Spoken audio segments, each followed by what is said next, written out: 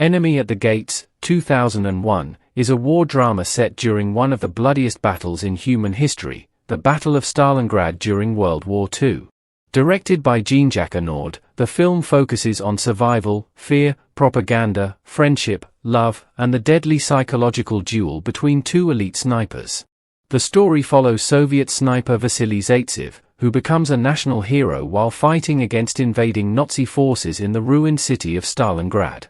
The movie opens during the height of the German invasion of the Soviet Union in 1942.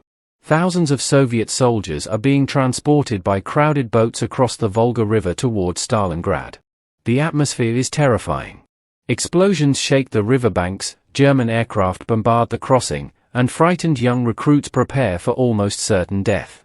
Among these soldiers is Vasily Zaitsev, a quiet shepherd from the Ural Mountains who learned marksmanship while hunting wolves with his grandfather as a child.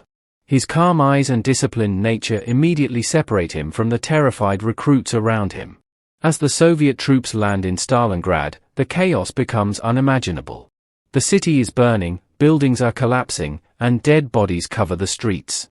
Soviet commanders desperately try to hold the city against the advancing German army. The soldiers are so poorly equipped that there are not enough rifles for everyone. One soldier receives a rifle while the next receives only ammunition, instructed to pick up the weapon if the rifleman dies. Vasily witnesses the cruelty of both sides immediately. German machine guns massacre Soviet soldiers by the hundreds, while Soviet officers execute their own men for retreating. The battlefield becomes a nightmare where survival itself seems impossible. During one disastrous assault, Vasily's unit is ordered to charge across open ground directly into German fire. The attack turns into a slaughter. Men fall everywhere as bullets tear through them. Vasily survives only by pretending to be dead beneath piles of corpses. Nearby, another survivor hides among the dead, a political officer named Danilov. Unlike most officers, Danilov is intelligent, educated, and deeply aware of the importance of morale and propaganda in war. The two men escape together through the ruined sewers beneath the city. While hiding in the ruins, Vasily demonstrates his extraordinary sniper abilities for the first time. He calmly shoots several German soldiers with remarkable precision, astonishing Danilov. Danilov immediately realizes that Vasily's talent could become more than just a military asset. He believes the Soviet Union desperately needs heroes to inspire exhausted soldiers and civilians. The Soviet people are losing hope, and a heroic sniper who kills Germans from impossible distances could become a powerful symbol of resistance. Danilov begins writing newspaper articles about Vasily's exploits. He transforms the humble shepherd into a legendary national hero. Stories spread across the Soviet Union describing Vasily as an unstoppable sniper defending Mother Russia against the Nazi invaders. Photographs of Vasily appear in newspapers, and soldiers everywhere begin speaking his name with admiration. The propaganda campaign succeeds beyond expectations. Soviet morale rises, and Vasily becomes a living symbol of courage. At first, Vasily feels uncomfortable with the attention. He is naturally quiet and modest, uninterested in fame. He only wants to survive and protect his homeland. However, the war forces him into a larger role. He begins training other Soviet snipers, teaching them patience, camouflage, discipline, and psychological control. He explains that a sniper must become invisible, thinking like both hunter and prey at the same time. Under his guidance, the Soviet snipers start inflicting serious damage on German forces. The Germans soon become alarmed by the growing legend of Vasily Zaitsev. German soldiers fear moving through the ruins because they know a single mistake could mean death from an unseen bullet. Officers complain that morale is collapsing. To eliminate this threat, the German High Command sends their best sniper to Stalingrad, Major Erwin König, a famous sniper instructor from Berlin. König is experienced, cold, calculating, and highly intelligent. Unlike ordinary soldiers, he treats sniper warfare almost like a chess match. He views hunting Vasily not only as a military mission but also as a test of superiority. When König arrives in Stalingrad, the tone of the story changes dramatically. The movie becomes a tense psychological duel between two masters. König begins killing Soviet snipers one by one, using traps and deception to study Vasily's methods. Each kill sends a terrifying message: the hunter is now being hunted. Vasily's fellow snipers quickly realize they are facing someone extraordinarily dangerous. One sniper dies after exposing himself for only a second. Another is lured into a trap through carefully planted bait. König demonstrates patience bordering on obsession. He can remain motionless for hours waiting for the perfect shot. His presence spreads fear through the Soviet ranks. Meanwhile, a young female soldier named Tanya Chernova enters the story. Tanya is intelligent, brave, and determined. She joins the sniper unit despite the extreme danger. Vasily is immediately drawn to her strength and confidence. Unlike many others, Tanya sees Vasily not as a propaganda symbol but as a real human being burdened by fear and responsibility. The two gradually develop romantic feelings for each other amid the destruction surrounding them. Their relationship introduces emotional warmth into the otherwise brutal story. In the middle of starvation, death, and collapsing buildings, they find moments of tenderness together. However, their growing closeness creates tension with Danilov. Although Danilov admires Vasily deeply and helped create his fame, he secretly loves Tanya as well. This creates a painful emotional triangle between friendship, loyalty, jealousy, and love. Danilov begins feeling overshadowed by the hero he created. Everywhere he goes, soldiers praise Vasily while ignoring him. Tanya's affection for Vasily intensifies his feelings of insecurity. Although he genuinely cares about Vasily, jealousy slowly poisons his thoughts. He becomes emotionally conflicted, trapped between friendship and resentment. At the same time, König intensifies his hunt. Tanya herself is portrayed as strong and independent, not merely a romantic figure. She fights alongside the men and risks her life repeatedly. Visually, the movie presents Stalingrad as a living nightmare. Buildings burn continuously, streets are filled with corpses, and explosions shake the city constantly. The ruined environment becomes almost another character in the story. Snipers hide within broken walls, collapsed factories, and shattered apartments, turning the destroyed city into a deadly maze. The opening battle scenes are especially shocking because they show the extreme desperation of Soviet forces during the early stages of the battle. Soldiers are treated as expendable resources, sent charging into machine gun fire with little chance of survival. These scenes establish the brutal reality of war before the more focused sniper duel begins. The film also highlights the contrast between Vasily and König. Vasily fights primarily for survival, homeland, and loved ones. He comes from a humble background and relies on instinct shaped by nature and hardship. König, on the other hand, represents military professionalism and cold precision. He approaches killing almost academically, believing in discipline and superiority. Their duel symbolizes not only two snipers but two opposing worlds. Although based loosely on historical events, the film takes creative liberties for dramatic storytelling. Vasily Zaitsev was a real Soviet sniper credited with hundreds of kills during the Battle of Stalingrad. Whether the duel with König happened exactly as portrayed remains debated by historians. However, the movie uses this legendary story to create a powerful exploration of courage, fear, manipulation, and survival during one of history's darkest battles. By the end, Enemy at the Gates becomes more than a war movie. It is a story about how ordinary people are transformed by extraordinary circumstances. Vasily begins as a simple shepherd and becomes a national symbol. Danilov transforms from confident intellectual to broken man consumed by jealousy. Tanya evolves into a fearless survivor shaped by war. Even König, though ruthless, reflects the lonely isolation of men whose lives revolve entirely around killing. The film leaves viewers with mixed emotions. There is satisfaction in Vasily's victory and survival, yet the destruction of Stalingrad overshadows everything. The ruined city stands as a reminder that even victorious wars leave unimaginable suffering behind. Millions died during World War II, and the Battle of Stalingrad alone became one of the deadliest battles ever fought. Ultimately, Enemy at the Gates tells a gripping story of survival, psychological warfare, friendship, betrayal, and love against the backdrop of total destruction. Through the intense sniper duel between Vasily Zaitsev and Major König, the film captures both the heroism and tragedy of war, showing how individuals struggle to maintain humanity while surrounded by death. Enemy at the Gates, 2001, is one of the most intense and emotionally powerful war films ever made, combining historical warfare, psychological tension, propaganda, survival, friendship, jealousy, and romance into a gripping cinematic experience. Directed, co-written, and produced by Jean-Jacques Annaud, the film is inspired by William Craig's non-fiction book Enemy at the Gates, The Battle for Stalingrad, which explored the horrific events of the Battle of Stalingrad during World War II. While the movie takes creative liberties and dramatizes many elements, it captures the brutal atmosphere of one of history's deadliest battles and focuses on the legendary sniper duel between Soviet sniper Vasily Zaitsev and German sniper Major Erwin König. The story takes place during the winter of 1942 to 1943, when Nazi Germany and the Soviet Union were fighting for control of Stalingrad, a city that became symbolic of pride, power, and survival. By this stage of the war, Adolf Hitler's German army had advanced deep into Soviet territory, destroying cities and killing millions. Stalingrad was strategically important because it sat along the Volga River and carried the name of Soviet leader Joseph Stalin himself.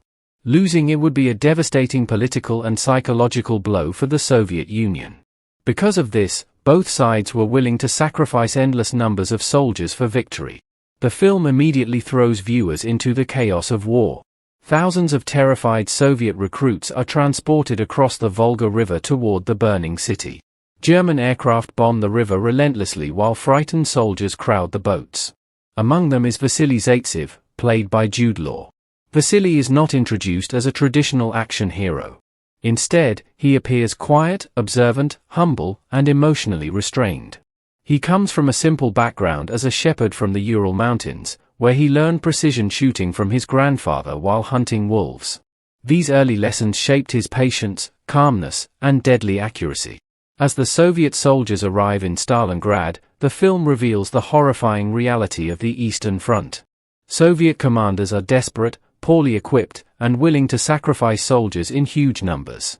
Many recruits are given no rifles because there are not enough weapons.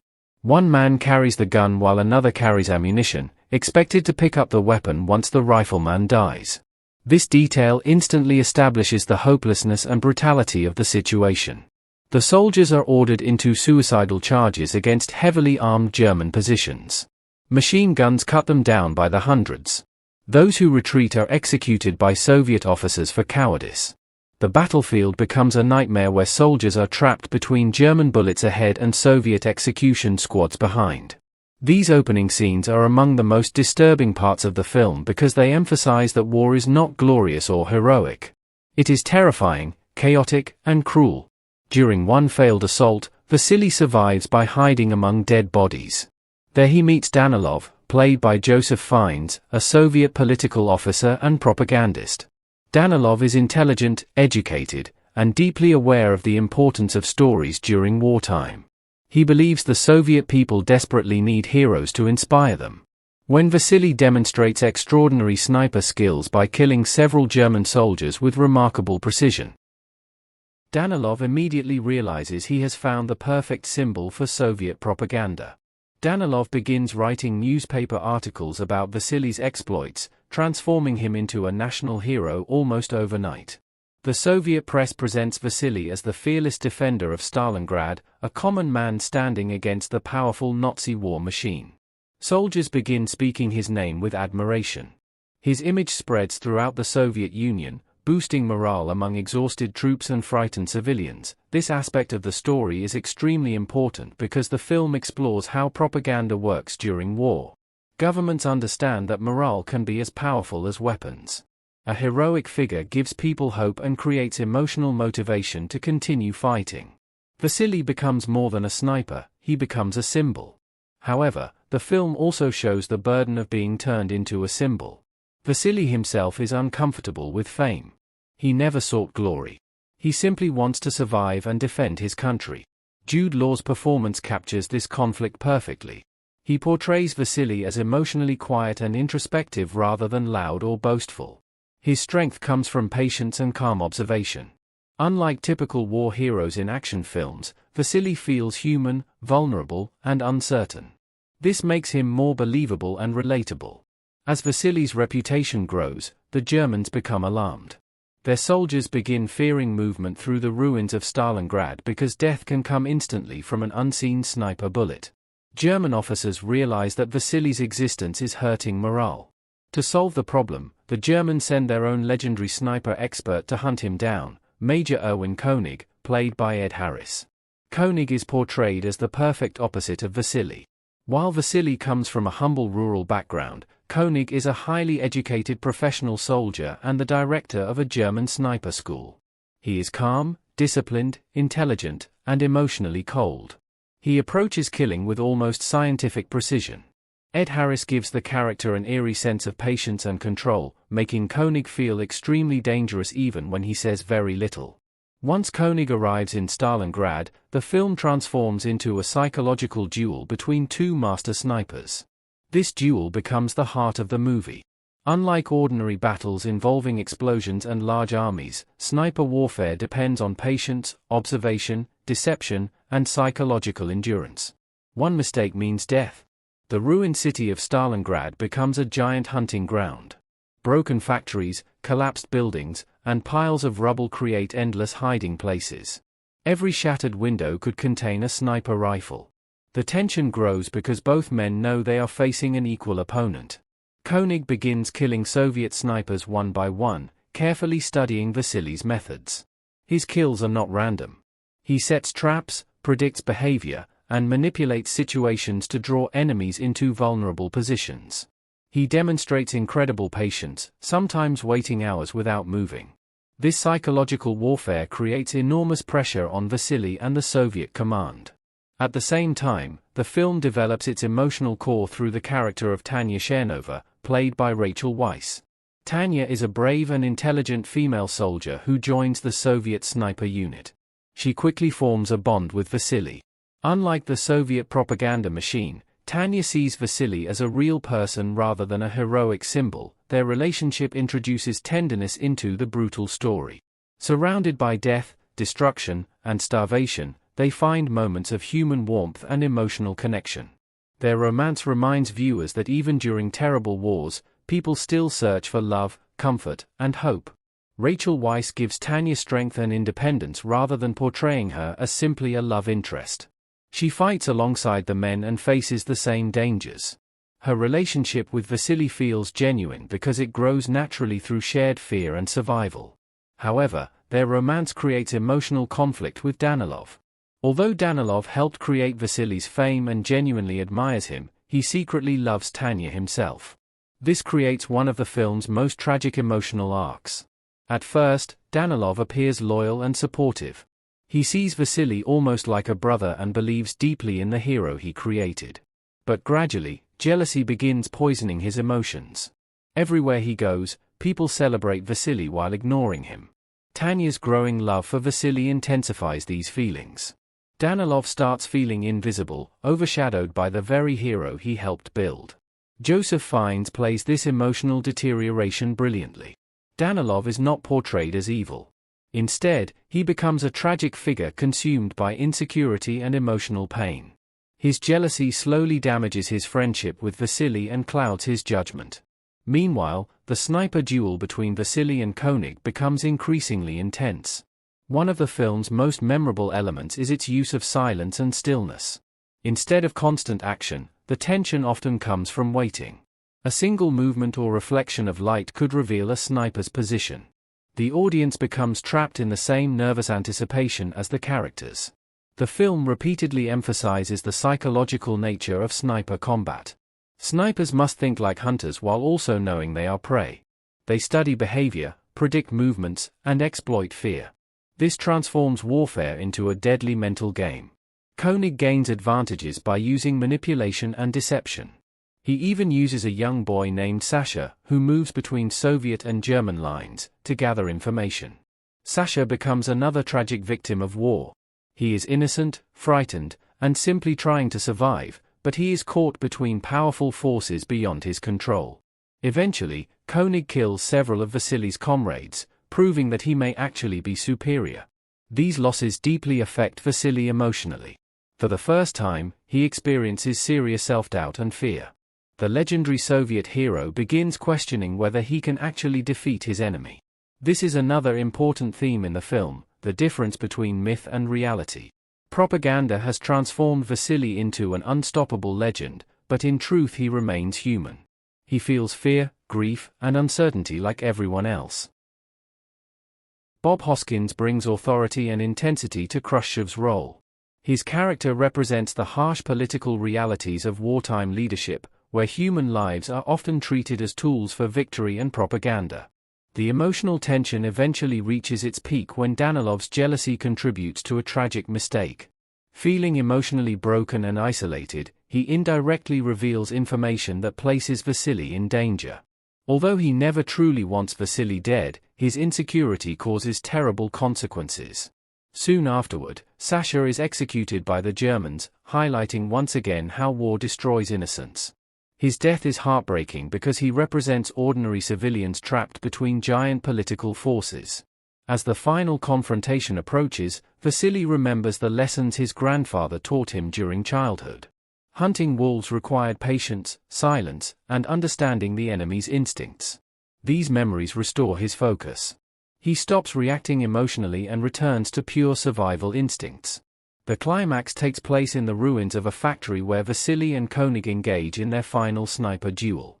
The sequence is filled with unbearable tension. Both men hide among rubble and twisted metal, studying every shadow and movement. König uses a corpse as bait, hoping Vasily will expose himself. Hours pass in silence as the two wait for the perfect opportunity. This scene perfectly captures the psychological nature of sniper warfare. Victory depends not on strength but on patience, discipline, and mental control. In the end, Danilov redeems himself through sacrifice.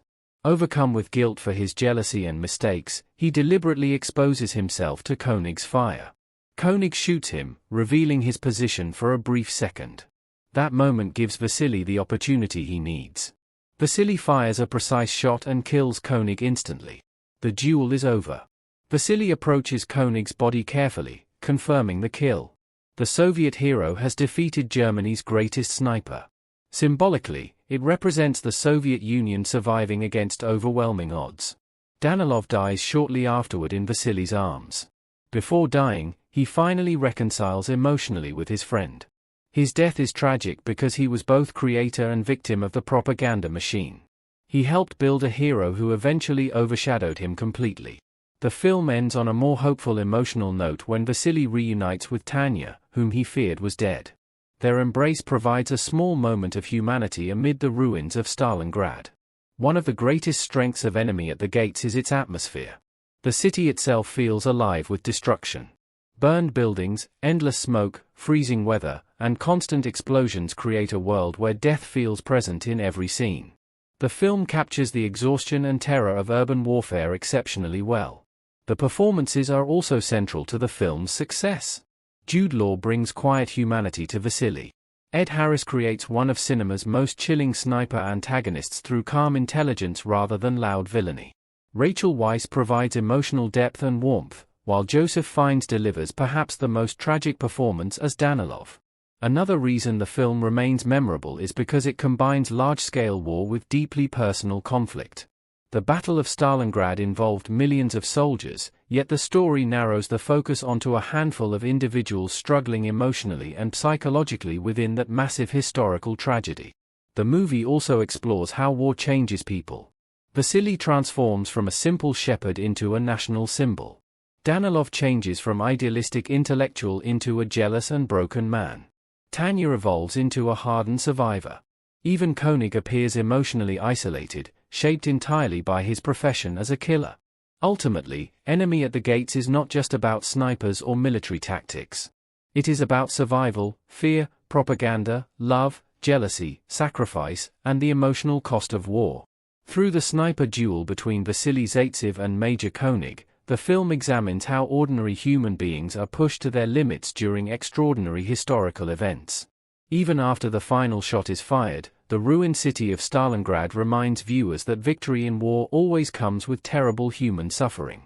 Millions died during the real battle, and the film constantly emphasizes that behind every heroic story lies unimaginable destruction and loss. Enemy at the Gates, 2001, represents the foundation of the entire story and introduces the film's major themes: survival, fear, propaganda, heroism, friendship, and emotional conflict during war. The sequence begins during the horrifying Battle of Stalingrad in 1942, one of the bloodiest battles in human history, where the Soviet Red Army desperately fought against the invading German forces of Adolf Hitler's Nazi regime. Through the experiences of Vasily Zaitsev, the movie shows how an ordinary man becomes a legendary symbol of resistance in the middle of unimaginable destruction. The story begins with Vasily Zaitsev arriving near the Volga River as a replacement soldier for the Soviet Red Army. Vasily is portrayed as a simple young man from a rural background.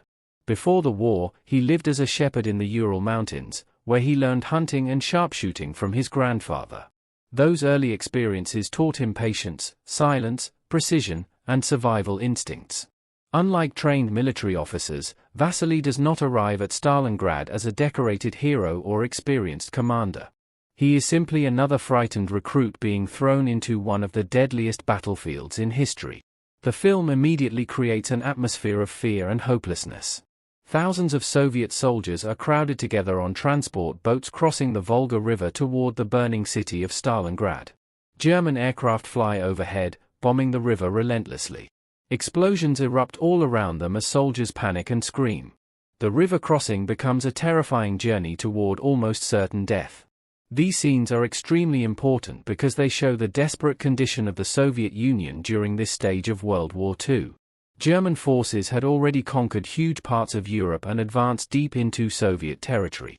Stalingrad became one of the most important battlegrounds because it represented both strategic value and national pride.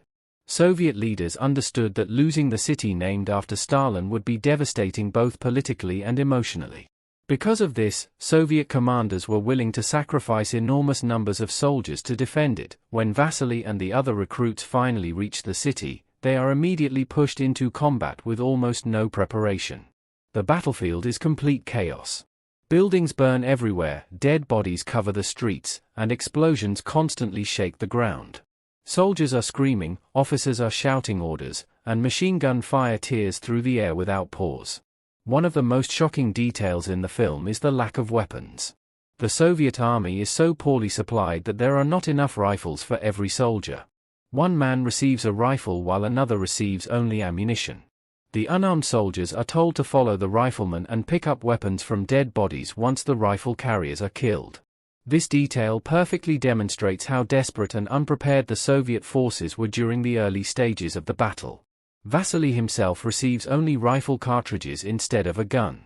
This moment is symbolic because it shows how little value individual soldiers have in the larger machinery of war. The recruits are treated almost like disposable resources rather than human beings. They are expected to charge directly into German fire regardless of whether they have weapons or any chance of survival. Soon afterward, the Soviet soldiers are ordered into a massive human wave attack against heavily defended German positions. This scene is one of the most horrifying parts of the film because it portrays the brutal reality of warfare on the Eastern Front. Thousands of soldiers run forward across open ground while German machine guns mow them down mercilessly. Men are blown apart by artillery shells and cut down instantly by bullets. The Soviet soldiers face death from both directions. If they continue advancing, German bullets kill them. If they retreat, Soviet officers and blocking units execute them for cowardice. This terrifying situation creates a feeling of total hopelessness. Soldiers are trapped in a nightmare where survival seems impossible. Vasily somehow survives the slaughter by taking cover among the ruins and hiding beneath dead bodies. It is during this moment that he meets Commissar Danilov, played by Joseph Fiennes. Danilov is a political officer whose role is not simply military leadership but also maintaining ideological loyalty and morale within the Soviet army. Unlike many brutal Soviet officers shown earlier, Danilov is intelligent, educated, and thoughtful. The two men hide together while German soldiers move nearby. At this point, Vasily finally gets hold of a rifle. What follows becomes one of the most important turning points in the story.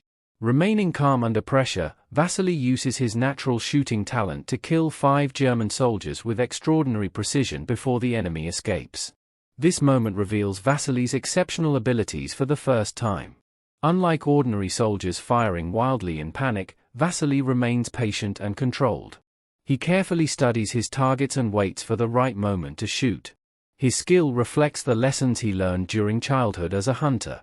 Hunting animals taught him to observe quietly, conserve ammunition, and strike with accuracy rather than emotion.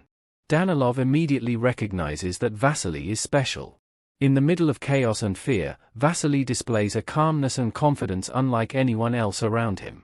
More importantly, Danilov realizes that Vasily could become something greater than just a soldier. He could become a symbol. At this stage of the battle, Soviet morale is collapsing. Soldiers are terrified, exhausted, and losing faith. Soviet commanders rely heavily on fear and punishment to maintain discipline, often executing retreating troops. However, Danilov believes fear alone cannot inspire victory.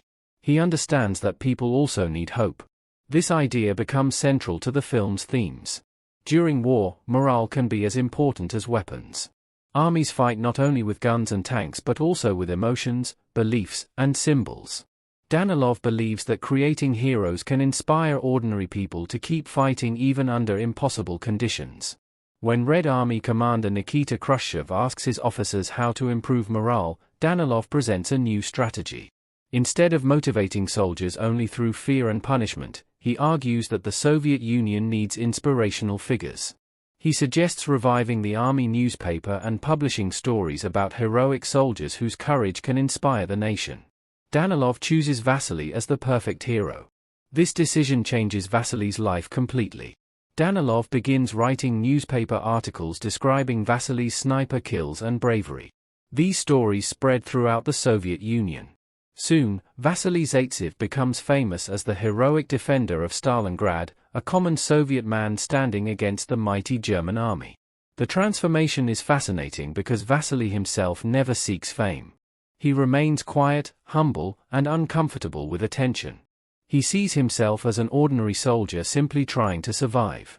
However, propaganda transforms him into something larger than life. This part of the film explores how governments create myths during wartime.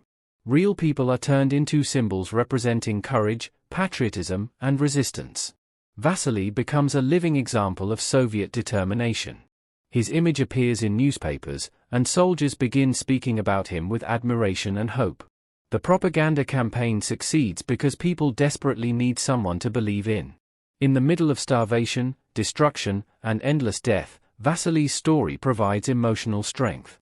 Soldiers begin believing that if one man can stand against the Germans successfully, then victory might still be possible. As a result of his growing reputation, Vasily is transferred into the sniper division. This transfer is significant because it marks his evolution from anonymous recruit to elite soldier. Snipers occupy a unique place in warfare. Unlike ordinary infantry soldiers who fight in large groups, snipers work alone or in pairs, relying on patience, intelligence, and precision.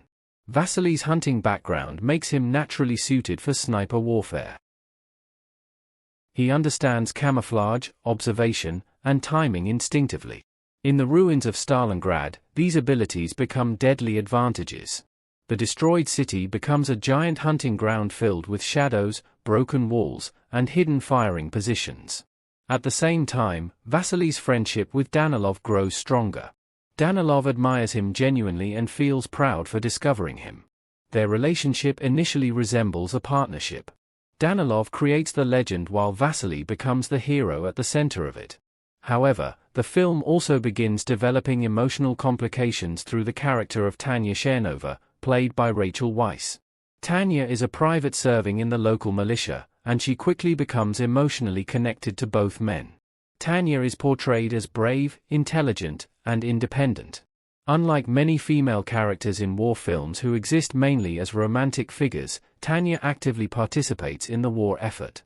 She is strong-willed and emotionally resilient despite living in the middle of destruction. Both Vasily and Danilov develop romantic feelings for her. This creates the emotional triangle that later becomes one of the film's most tragic elements.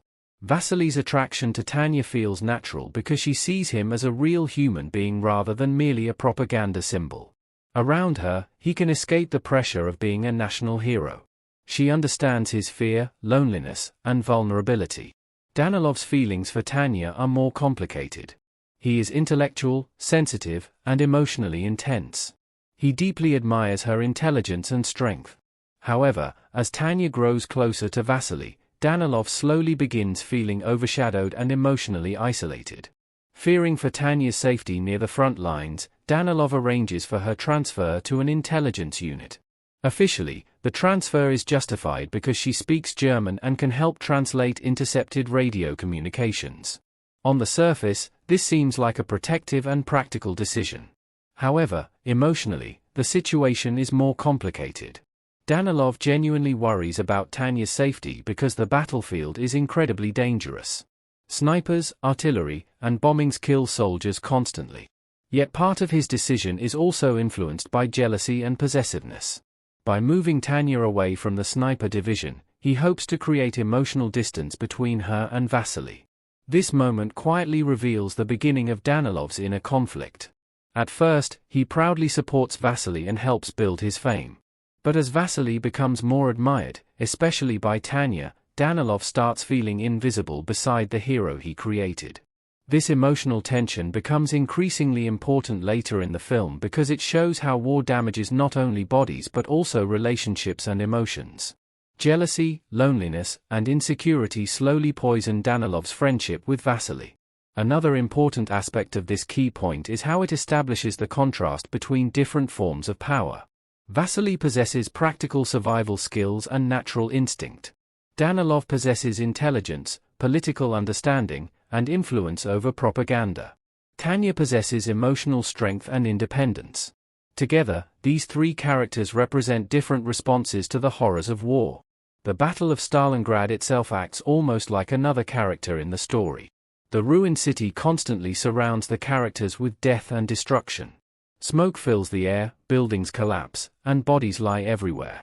The environment reflects the emotional suffering of the people trapped inside it. Despite the overwhelming violence, moments of humanity still exist. Friendships form, people fall in love, and individuals search for meaning amid chaos. This contrast between tenderness and brutality gives the story emotional depth. Ultimately, this section of Enemy at the Gates establishes the entire emotional and thematic foundation of the film. It introduces Vasily's transformation from anonymous soldier into legendary sniper, explores the role of propaganda during wartime, develops the friendship between Vasily and Danilov, and begins the tragic emotional triangle involving Tanya. Most importantly, it shows how ordinary people are shaped and transformed by extraordinary circumstances. Vasily does not arrive at Stalingrad intending to become a hero. He is simply a frightened young man trying to survive. Yet war, propaganda, and human emotion gradually turn him into a symbol larger than himself. Through these early events, the film demonstrates that heroism during war is often born not from glory or ambition but from desperation, survival, and the need for hope in the darkest possible moments. Enemy at the Gates, 2001, represents the emotional and psychological center of the film, where the sniper duel between Vasily Zaitsev and Major Erwin König becomes far more than a military mission. It evolves into a deadly contest of intelligence, patience, pride, and emotional endurance during the brutal Battle of Stalingrad.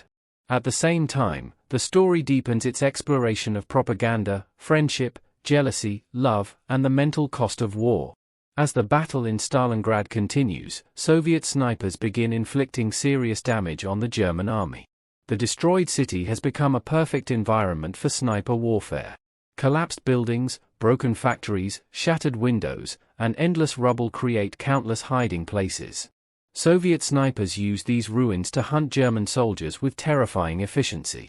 Every street corner and every dark opening may conceal death. Among these snipers, Vasily Zaitsev has become the most feared. Through Danilov's propaganda campaign, Vasily is no longer just a soldier, he is a national hero whose name spreads throughout the Soviet Union. His kills are celebrated in newspapers, and his reputation inspires exhausted Soviet troops to continue fighting despite overwhelming losses.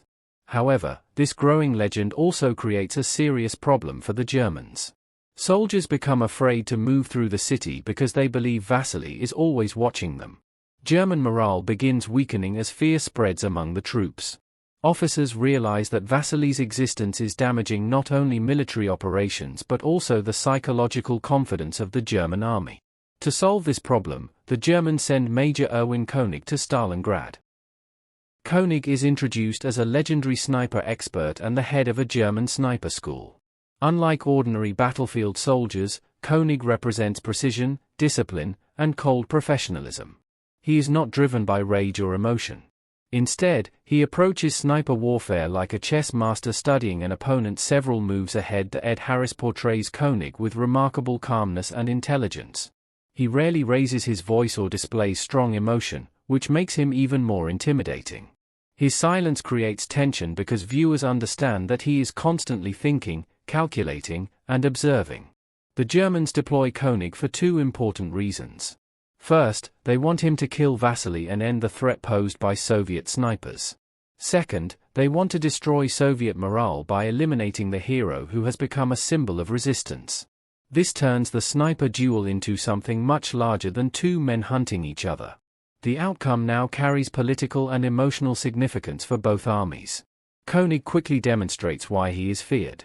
After arriving in Stalingrad, he begins systematically hunting Soviet snipers. One by one, Vasily's comrades are killed with terrifying precision. König studies their behavior carefully and predicts their movements. He uses patience, deception, and psychological manipulation to outmaneuver them. The Soviet command soon realizes they are facing an extraordinarily dangerous opponent. News spreads that a German master sniper has arrived specifically to kill Vasily. This creates fear and pressure within the Soviet ranks because the survival of their national hero now seems uncertain. To help Vasily, the Soviet command dispatches Kulikov, one of König's former students. Kulikov understands König's methods because he trained under him before the war. He knows how König thinks, how he positions himself, and how he studies enemies. Kulikov becomes an important figure because he provides Vasily with valuable guidance. He explains that König is patient enough to wait days for a single shot and intelligent enough to anticipate traps before they happen.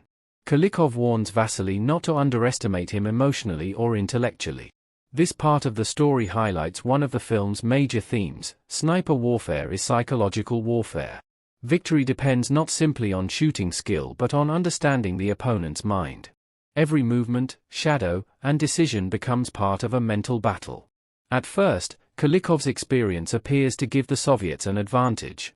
He helps Vasily analyze König's possible tactics and encourages him to remain disciplined. However, König soon proves himself even more dangerous than expected. In one of the film's most shocking moments, König outmaneuvers Kulikov completely. Using deception and careful positioning, he traps and kills his former student. The scene is devastating because Kulikov was considered one of the few men capable of understanding König's methods.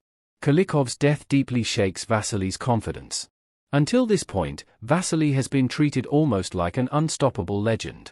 But König's actions prove that the German sniper may actually be superior. Vasily begins experiencing fear and self-doubt for the first time. He realizes he is no longer simply hunting ordinary soldiers. He is facing a man equally skilled, equally patient, and possibly even more experienced. The death of Kulikov also increases the psychological pressure surrounding Vasily. Soviet leaders, soldiers, and newspapers all expect him to defeat König. The entire propaganda machine depends on the survival of their hero. Yet internally, Vasily now understands how vulnerable he truly is. Meanwhile, Commissar Danilov becomes increasingly involved in the effort to defeat König. Danilov remains deeply committed to protecting the legend he helped create. However, beneath his loyalty, jealousy and emotional insecurity continue growing because of Tanya. Danilov discovers a young boy named Sasha Filippov, who volunteers to work as a double agent. Sasha is a tragic example of how war forces even children into dangerous situations. Living in the ruins of Stalingrad, he moves between Soviet and German positions, trying to survive however he can. Sasha agrees to pass false information to König about Vasily's whereabouts in exchange for food. This arrangement reflects the desperation of wartime survival. Food has become scarce, and civilians are trapped between armies destroying the city around them. For Sasha, survival matters more than loyalty to either side. Danilov uses Sasha as part of a larger strategy to trap König. False information is fed to the German sniper in hopes of drawing him into vulnerable positions. This demonstrates how intelligence and deception become just as important as bullets in the sniper war. Eventually, Vasily and Tanya work together to set a trap for König.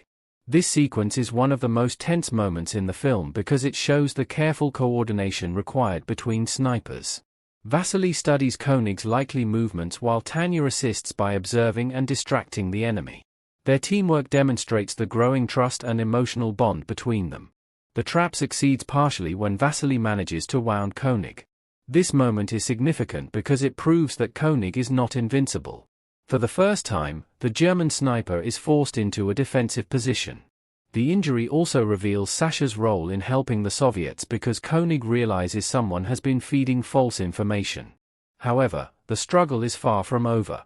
During another attempt to track König, exhaustion overwhelms Vasily. The physical and emotional stress of constant hunting has pushed him to his limits. He accidentally falls asleep while hidden in the ruins. While sleeping, a German soldier scavenging through the battlefield discovers and steals Vasily's sniper log. The sniper log contains records of Vasily's kills and activities, making valuable evidence. When the Germans obtain it, they assume Vasily has been killed. German command interprets the abandoned log as proof that their dangerous enemy is finally dead. As a result, plans begin forming to send König home. However, König himself refuses to believe the report. This detail is extremely important because it reveals König's intelligence and instincts. He understands Vasily too well to accept such an easy conclusion. König senses that his opponent is still alive and recognizes the possibility of deception or coincidence. The rivalry between the two men has become deeply personal by this stage. König respects Vasily as a worthy opponent, even while hunting him. He knows the duel cannot end until he sees undeniable proof. At the same time, another important scene occurs involving General Friedrich Paulus, the German commander overseeing operations in Stalingrad. Paulus confiscates König's dog tags before future missions. Officially, this is done to prevent Soviet propaganda from exploiting König's death if his body is identified. German leaders understand the propaganda value of the sniper duel just as much as the Soviets do. If König were killed and publicly identified, Soviet morale would rise dramatically. This moment demonstrates how both sides use symbolism and heroism as weapons during war. In return, König gives Paulus a War Merit Cross that had been posthumously awarded to his son, a lieutenant killed earlier in the battle. This quiet exchange reveals hidden emotional depth within König's character. Until this moment, he appears almost emotionless. But the medal reminds viewers that he too carries personal grief and loss. Even elite soldiers and military leaders suffer emotionally from war. The Battle of Stalingrad has destroyed families on both sides. Fathers lose sons, friends lose comrades, and entire generations are consumed by violence. This brief scene humanizes König and shows that war damages everyone, regardless of nationality. After realizing Sasha helped wound him, König cleverly manipulates the boy. He tells Sasha where he plans to position himself next, fully aware that the information will likely reach the Soviets. This becomes another layer of psychological warfare. König constantly stays ahead by predicting human behavior. He understands fear, desperation, and manipulation better than anyone around him. Even wounded, he continues controlling the mental battlefield. Meanwhile, the emotional relationship between Vasily and Tanya grows stronger. Amid the destruction of Stalingrad, their love provides moments of warmth and humanity. They cling to each other emotionally because war has made life feel temporary and fragile. Every day could be their last. One night, Tanya secretly visits the Soviet barracks where Vasily is staying, and the two finally become physically intimate. This scene is emotionally important because it contrasts sharply with the death and destruction surrounding them. While war reduces human life to violence and survival, their relationship represents love, connection, and emotional escape. The intimacy between them is not portrayed merely as physical attraction. Instead, it reflects two people desperately trying to hold on to humanity in a world collapsing around them. In the middle of bombs, corpses, and fear, they find comfort in each other. However, this moment intensifies Danilov's jealousy. Danilov already feels overshadowed by Vasily's growing fame. Now he also sees Tanya choosing Vasily over him emotionally. His insecurities deepen into bitterness and resentment. One of the film's most tragic aspects is that Danilov genuinely admires Vasily while simultaneously envying him. He helped create the hero, but now he feels trapped beneath the legend he built. Consumed by jealousy, Danilov writes a letter to his superiors criticizing Vasily. This action marks a major turning point in his emotional decline. Although Danilov does not fully betray Vasily outright, his bitterness begins influencing his judgment. The friendship between the two men starts breaking apart under the pressure of war, propaganda, and love. Danilov's jealousy reflects another major theme in the film: how war corrupts emotions and relationships. Even good people become emotionally damaged by fear, exhaustion, loneliness, and insecurity. Throughout this section of the movie, the sniper duel continues operating on multiple levels simultaneously. On the surface, it is a military mission between two expert marksmen.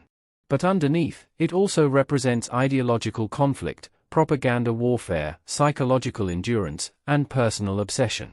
The ruined city of Stalingrad serves as the perfect setting for this struggle. The environment itself feels haunted by death. Smoke fills the air constantly, buildings stand half destroyed, and silence often becomes more terrifying than explosions. Every character in the story is slowly transformed by the battle. Vasily struggles under the pressure of becoming a hero. König becomes increasingly obsessed with finishing the duel. Danilov descends into jealousy and emotional pain. Tanya fights to preserve love and humanity amid destruction. Ultimately, this key point in Enemy at the Gates expands the story beyond simple combat and turns it into a powerful exploration of fear, manipulation, love, obsession, and survival during one of history's darkest battles. The sequence of events that leads to the film's devastating climax begins with a moment of chilling clarity for Major König, the Wehrmacht's elite sniper dispatched specifically to eliminate Vasily Zaitsev, the Soviet Union's most celebrated marksman. Up to this point, the cat-and-mouse game between the two men has been a masterclass in psychological warfare, each man probing the other's habits, studying his patterns, trying to get inside the other's mind. When König spots both Tanya and Vasily waiting at what he recognizes as his next likely ambush position, everything clicks into place. It is not just that his cover has been blown, it is that someone has been feeding information about his movements. The geometry of the situation is damning. Two people, one of them Vasily himself, are positioned in exactly the spot where König had intended to take his next shot. That is not coincidence. That is intelligence. That is betrayal from within. König's mind, trained for cold analytical precision, works backward through the chain of events. He thinks of Sasha, the young boy who has been navigating between both sides, running errands, playing the innocent child amid the ruins of Stalingrad. Sasha had access to the German officers' quarters. He had been trusted, overlooked, underestimated, the way children always are in wartime. König had perhaps even regarded the boy with some paternalism, as a survivor doing what he must. But now, looking at Vasily and Tanya poised and waiting at his intended kill zone, the German sniper understands precisely what Sasha has been doing. The child has been a spy. He has been reporting König's movements, his routines, his chosen vantage points, back to the Soviet snipers. This confirmation is not merely tactical information for König. It is a moment that reveals the moral rot at the center of total war, that even children are recruited into its machinery, that innocence becomes a weapon, and that trust, wherever it is placed, becomes a vulnerability. The murder of Sasha, innocence destroyed by war's logic. What König does next is one of the most disturbing actions of the entire film, precisely because it is committed not in the heat of battle, not in a moment of rage, but in cold, deliberate calculation. He kills Sasha. The boy is not a soldier. He carries no weapon in the conventional sense. Yet König executes him as an act of military logic, eliminating the intelligence source, punishing the betrayal, and, crucially, using the boy's corpse as bait. He hangs Sasha's body in a visible location, a grotesque display designed to draw Vasily out, to provoke an emotional response from the Soviet sniper and force him into the open. This act encapsulates one of the film's darkest themes, the complete annihilation of moral categories by war. König is not a monster in the crude sense. The film takes pains to portray him as a professional, even a reluctant participant in the ideological madness surrounding him. Yet here he is, killing a child and using the body as a lure. The logic of survival and military necessity has consumed whatever ethical framework he once possessed. War has made this act not only possible but, within its own terrible grammar, rational. For Vasily, the discovery of Sasha's hanging body is a wound that cuts beneath the professional. Sasha was not merely an asset. He was a boy who admired Vasily, who orbited the Soviet sniper with something like hero worship. In a film and a war that strips away nearly everything human, Sasha represented one of the few unambiguous goods, a child's loyalty, fragile and genuine. His death transforms the duel between Vasily and König from a professional contest into something personal and moral. Vasily does not just want to win. He wants justice. He vows to kill König, and this vow carries the weight of grief as much as resolve. Tanya's wounding and Danilov's collapse. Before the final confrontation can take place, the film delivers another devastating blow. Vasily asks Tanya and Danilov to evacuate Sasha's mother, to get her away from the front and out of harm's reach. It is an act of conscience, a desire to protect at least one person from the consequences of the war within a war that he and König have been waging. En route to the boats on the Volga, that lifeline across which supplies, reinforcements, and the wounded flowed between the Soviet-held eastern bank and the hellish fighting in Stalingrad, Tanya is struck by shrapnel. The wound fells her. In the chaos of evacuation, under fire, there is no time to verify survival. She is loaded, or lost, and Danilov is left not knowing whether she is dead or alive. He proceeds under the assumption that she is dead. This moment triggers Danilov's internal collapse, and it is worth dwelling on it because his breakdown is not simply grief over a woman. Danilov has been, throughout the film, a true believer, a political commissar who genuinely embraced Soviet ideology, who saw in Vasily the ideal of the proletarian hero, who crafted the propaganda that transformed a skilled hunter from the Urals into a symbol of socialist invincibility. His rivalry with Vasily over Tanya has been shameful to him, a private corruption of his public idealism.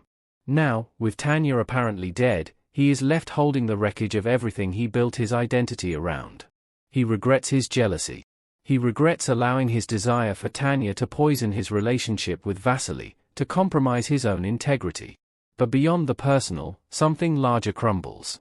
His order for communist ideals, the foundational belief system that gave his life meaning and purpose and justified every sacrifice, begins to falter.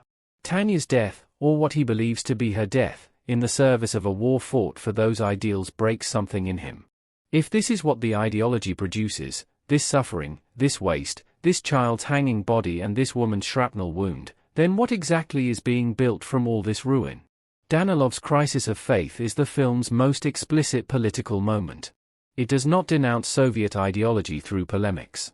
It does it through one man's exhausted, grieving surrender of belief. Danilov's ultimate sacrifice, the truest act in the film. What Danilov does next is the film's moral and emotional climax, arguably even more than the final shot. He goes to find Vasily, who is already in position, already waiting to ambush König. And then, in a gesture of extraordinary, almost incomprehensible selflessness, Danilov removes his helmet. In the sniper's world, removing your helmet is not merely tactical negligence. It is a death sentence. A helmet is the last barrier between a sniper's bullet and your skull. Danilov removes it, deliberately, and exposes himself. He does this to provoke König, to give the German sniper a target that he cannot resist, to force König to fire, and in firing, to reveal his position to Vasily. Danilov is choosing to die so that Vasily can live. The beauty and the anguish of this sacrifice lie in what motivates it. It is not ideology. The commissar who built his life on communist ideals does not die for the Soviet state. He does not die so that the red flag can fly over Stalingrad's rubble. He dies for a man he has wronged, for a friendship he compromised with jealousy, for a rival he treated badly because they both loved the same woman. It is the most intimate, the most human of motivations: guilt, love, the desire to make right what he made wrong. König takes the shot. He kills what he believes to be Vasily, because Danilov is in Vasily's position, because the geometry of the ambush makes him the obvious target. König, for a moment, believes he has won. König moves to confirm the kill. This is the sniper's necessity: you must verify, you must be certain. And so the German major, who has survived this long by never making assumptions, goes to inspect the body of the man he believes he has just shot. But Vasily is not dead. Vasily is watching. As König approaches, stepping carefully through the ruins of Stalingrad, he moves into Vasily's sights. And then, and this is the moment that elevates the ending from action cinema into something approaching tragedy, König realizes what has happened. He understands that he has been drawn out, that the shot he fired was the bait, that the body he approaches is not Vasily's. He understands that he is in a sniper's crosshairs, that the game is over, that he has lost. What he does next defines him. He does not run. He does not drop to the ground and attempt to save himself. He removes his cap, the German officer's cap, the symbol of his rank, his identity, his allegiance, and he turns to look Vasily in the face. This act is a form of dignity. It is an acknowledgement: I see you. You won. I accept this. There is a kind of respect embedded in it, the respect of one professional for another, the recognition that across all the ideology and propaganda and national hatred, what has happened between these two men is a contest, and the better man won. König does not beg. He does not rage. He turns to look his killer in the eye, and in doing so, he grants Vasily the honor of being seen, and grants himself the honor of dying without pretense. Vasily shoots him in the head. The duel is over. 2 months later, Tanya lives. The final revelation of the film is almost unbearably tender after so much violence. 2 months have passed. Stalingrad has been liberated. The German forces at Stalingrad, over 300,000 men, have surrendered in one of the most catastrophic military defeats in history. The battle that consumed everything, that reduced a city of nearly 1 million people to rubble and ash, is over. And Vasily finds Tanya. Alive? Recovering in a field hospital. She was not dead. The shrapnel wound was terrible but survivable. She has been healing, unknown to Vasily, somewhere across the Volga, while he fought and grieved and survived. The reunion is understated, which is exactly right. This is not a triumphant love scene. It is two people who have lost nearly everything finding that one thing, one person, survived. The ending is deliberately bittersweet. Sasha is dead. Danilov is dead. The city is destroyed. The cost of survival has been almost everything. But Tanya is alive, and Vasily is alive, and in the calculus of Stalingrad, that is something close to a miracle. The final sequence reminds us that war's most important stories are not about victories or defeats, not about ideology or flags or the arc of history. They are about whether the people we love are still breathing when the shooting stops. In this, Enemy at the Gates achieves something rare. It uses the spectacle of one of history's most brutal battles to tell the quietest possible truth about why human beings endure. You said, explain this key point from Enemy at the Gates 2001 movie in full expanded form of 2,000 words and do not put references cast. A war film lives or dies not by its battle sequences or its historical authenticity, but by the faces at its center. Enemy at the Gates, directed by Jean-Jacques Annaud, understands this instinctively. Set against the apocalyptic backdrop of the Battle of Stalingrad in 1942 and 1943, one of the bloodiest military engagements in human history, the film could easily have been swallowed by its own spectacle. What prevents that from happening is the extraordinary ensemble of actors assembled to populate its story. Each performer brings not just skill but a specific quality, a particular human texture, that makes the world of the film feel inhabited and real. To understand the cast of Enemy at the Gates is to understand why the film works as deeply as it does. Jude Law as Vasily Zaitsev. At the center of everything is Jude Law, playing Vasily Zaitsev, the Soviet sniper from the Ural Mountains who becomes the most celebrated marksman of the Battle of Stalingrad. At the time of the film's production, Law was riding the crest of a wave. His performances in The Talented Mr. Ripley and The Third Man had established him as one of the most compelling young actors working in cinema. Casting him as Vasily was both an obvious choice and a quietly daring one. Obvious, because Law possesses a physical quality that the camera loves, a stillness, a precision of feature, that makes him naturally suited to playing a man whose entire existence is organized around stillness and precision. A sniper must be patient, controlled, invisible. Law embodies these qualities without apparent effort. When he lies in the ruins of Stalingrad, watching through a scope, barely breathing, you believe completely in the man's ability to disappear into a landscape. Daring, because Vasily Zaitsev as a character is written with very little in the way of conventional dramatic pyrotechnics. He is not a man of grand speeches or emotional explosions. He is quiet, humble to the point of self-effacement, fundamentally decent. Making that compelling on screen requires an actor who can communicate an interior life through minimal external expression. Law achieves this through the eyes. There is always something watchful, something calculating, but also something gentle, moving behind them. You understand that this man kills not because he enjoys it but because he is extraordinarily good at it and because the alternative is the death of everything he loves. Law also handles the film's romantic dimension with care. Vasily's relationship with Tanya is complicated by his own modesty, his discomfort with the fame that Danilov has constructed around him, and his fundamental bewilderment at being made into a symbol. Law plays the love story as something almost reluctant, a man being pulled toward another person despite himself, which gives the relationship a sweetness that more aggressive romantic performances would have destroyed. If Law is the film's still center, Joseph Fiennes as Commissar Danilov is its restless, anguished conscience.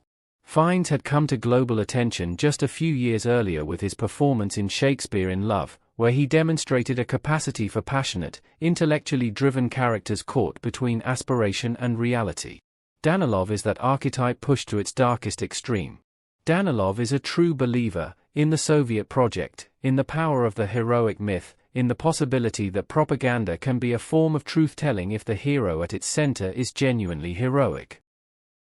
He discovers Vasily and essentially invents the public version of him, writing dispatches that turn a skilled hunter from a provincial background into the Soviet people's guardian angel against the Nazi war machine. There is something genuinely noble in this impulse. Danilov is not simply a cynical propagandist. He believes, at least initially, that what he is doing serves a real purpose. Fiennes communicates this with tremendous conviction in the film's early sections. His Danilov is vibrant, passionate, morally serious in his own way. But then jealousy enters, the rivalry over Tanya, and Fiennes charts the slow corruption of the character with painful precision. He does not let Danilov off the hook, does not allow the audience the comfort of dismissing the man's pettiness as understandable. We see Danilov diminished by his own worst impulses, and Fiennes makes us feel the diminishment as something almost physical. The performance reaches its zenith in the film's final act, when Danilov's sacrifice redeems everything that came before. The decision to remove his helmet, to expose himself to König's shot so that Vasily can survive, is the act of a man who has worked through guilt and jealousy and ideological disillusionment and arrived at something pure on the other side. Fiennes plays this moment with extraordinary quiet dignity, and it lands with the force it does precisely because of everything the actor has built across the preceding 2 hours. Rachel Weisz as Tanya Chernova. Rachel Weisz brings to Tanya Chernova a quality that the character absolutely requires: intelligence. Tanya is not written as a passive love interest or a helpless figure waiting to be rescued. She is a soldier, a sniper in her own right, a woman who has chosen to fight not out of obligation but out of genuine commitment and grief. Her family has been killed by the German occupation. Weisz grounds all of this in a performance of sharp, luminous intelligence. What Weisz does particularly well is the film's romantic triangle.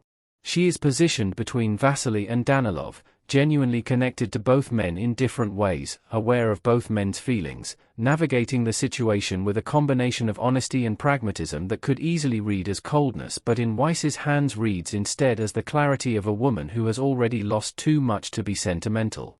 She chooses Vasily not because Danilov is inadequate but because the heart is not democratic, it does not distribute its attachments according to merit or fairness. Weisz also handles Tanya's wounding and absence from the film's final section with grace.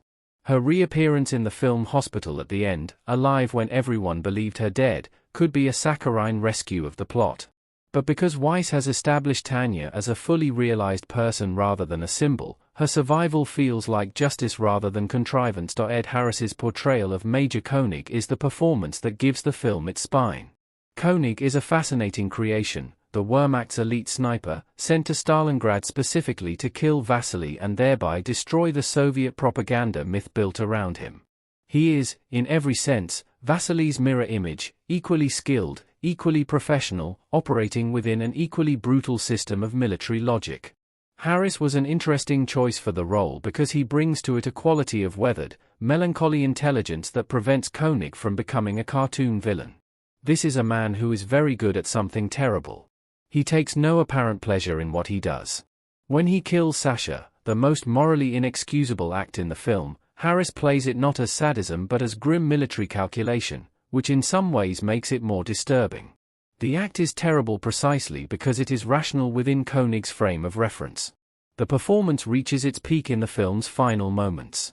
When König realizes he has walked into Vasily's trap, when he understands that it is over, Harris does something extraordinary. He makes the character's acceptance of death into an act of dignity. Removing his cap and turning to face his killer, Harris gives König a kind of tragic grandeur. He is not redeemed, he has done too much for that, but he is humanized, and in being humanized, he elevates the entire film. The duel becomes something more than a contest between ideology and talent. It becomes a meditation on what men become when war has used them up entirely. Bob Hoskins brings his characteristic volcanic energy to the role of Nikita Khrushchev, the Soviet political commissar dispatched to Stalingrad to stiffen the city's defense by any means necessary, including the execution of soldiers who attempt to retreat. Hoskins does not attempt a precise physical or vocal impersonation.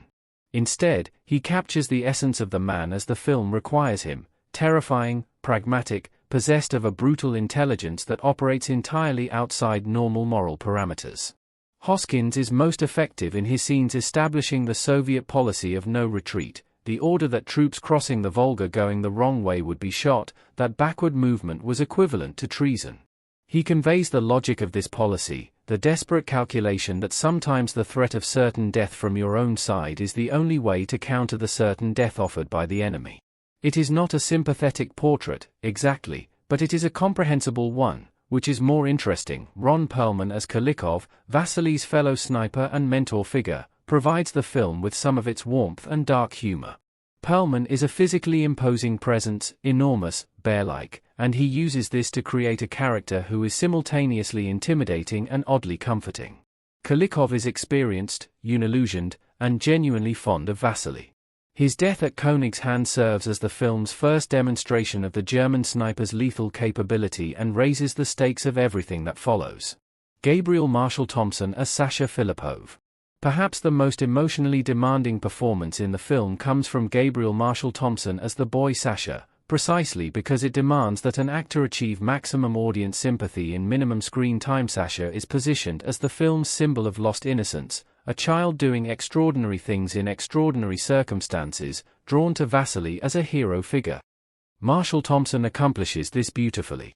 Sasha is neither sentimentalized nor made artificially wise. He is a boy, curious, brave, frightened, loyal. His death at König's hands is the film's most emotionally devastating moment, and it lands so hard because of the groundwork the young actor has laid. You have come to care genuinely about this child, which means his murder by a man who then uses his body as bait strikes the audience with something approaching the grief the characters themselves feel. Eva Matsa's mother Filippov. Eva Matsa's mother Filippov, Sasha's mother, operates in a much smaller space but uses it with tremendous efficiency. She is the film's most direct embodiment of civilian suffering, a woman who has somehow endured the German occupation, kept her child alive, maintained some semblance of ordinary life in the ruins of Stalingrad. When her son is killed, the camera does not linger on histrionics. Mats conveys the woman's grief through stillness and a kind of terrible comprehension. She knew, on some level, that the world she was trying to protect her child in was too broken to allow for his survival. Matthias Habisch as General Paulus.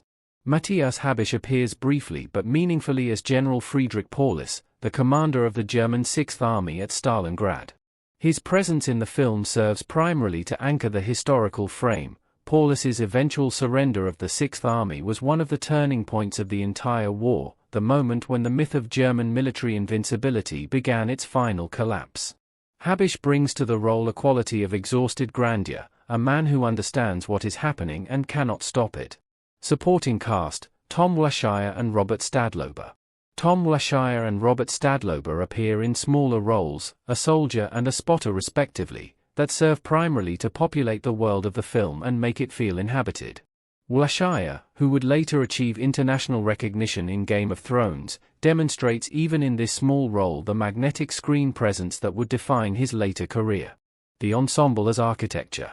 What makes the cast of Enemy at the Gates remarkable is not any single performance but the way the performances interact with and support each other. Law's stillness is amplified by Fiennes' restlessness. Harris's cold efficiency throws Weisz's warmth into sharper relief. Hoskins's political brutality provides the systemic context within which all the individual stories operate. Perlman's physical warmth makes his death more shocking. And Marshall Thompson's boy, innocent, brave, doomed, holds a mirror up to every adult in the film and asks what the world they are fighting for is actually worth. In assembling these performers, Jean-Jacques Annaud did something that many directors of epic war films fail to do. He remembered that history is not made by forces or ideologies or armies, but by individual human beings, each carrying their own fears and hopes and capacities for both nobility and failure. The cast of Enemy at the Gates makes that truth visible and undeniable, and that is why the film endures. You said, explain this key point from Enemy at the Gates 2001 movie in full expanded form of 2,000 words and do not put references production. To make Enemy at the Gates, director Jean-Jacques Annaud faced one of the most formidable challenges in modern cinema, recreating the most devastated urban battlefield in the history of human warfare. The Battle of Stalingrad, fought between August 1942 and February 1943, reduced an entire major Soviet city to rubble. Buildings that had stood for decades were ground into powder. Streets became trenches. Factories became fortresses. The city was not damaged, it was systematically, comprehensively, almost architecturally destroyed, block by block, floor by floor, room by room. Recreating that environment for a film, one with the ambition to honor the historical reality of what happened there while also telling an intimate human story within it, required a production effort of extraordinary scale and ingenuity. What Annaud and his team achieved in Germany during the filming of Enemy at the Gates stands as one of the most impressive examples of physical production design in war cinema, a feat of construction, geography, and artistic vision that transformed existing German landscapes and structures into a convincing simulacrum of Soviet hell. Why Germany? The logic of location. The decision to film entirely in Germany rather than in Russia, or, indeed, in what is now the Ukrainian city of Volgograd, the modern name for Stalingrad, was driven by a combination of practical, logistical, and creative considerations. Russia in the late 1990s, while more open to foreign film production than it had been during the Soviet era, still presented considerable bureaucratic and infrastructural challenges. The expense and difficulty of mounting a production of this scale in Russia, combined with the availability of specific locations in Germany that could serve the film's needs, made the choice clear. Germany offered something else as well, a landscape of historical resonance.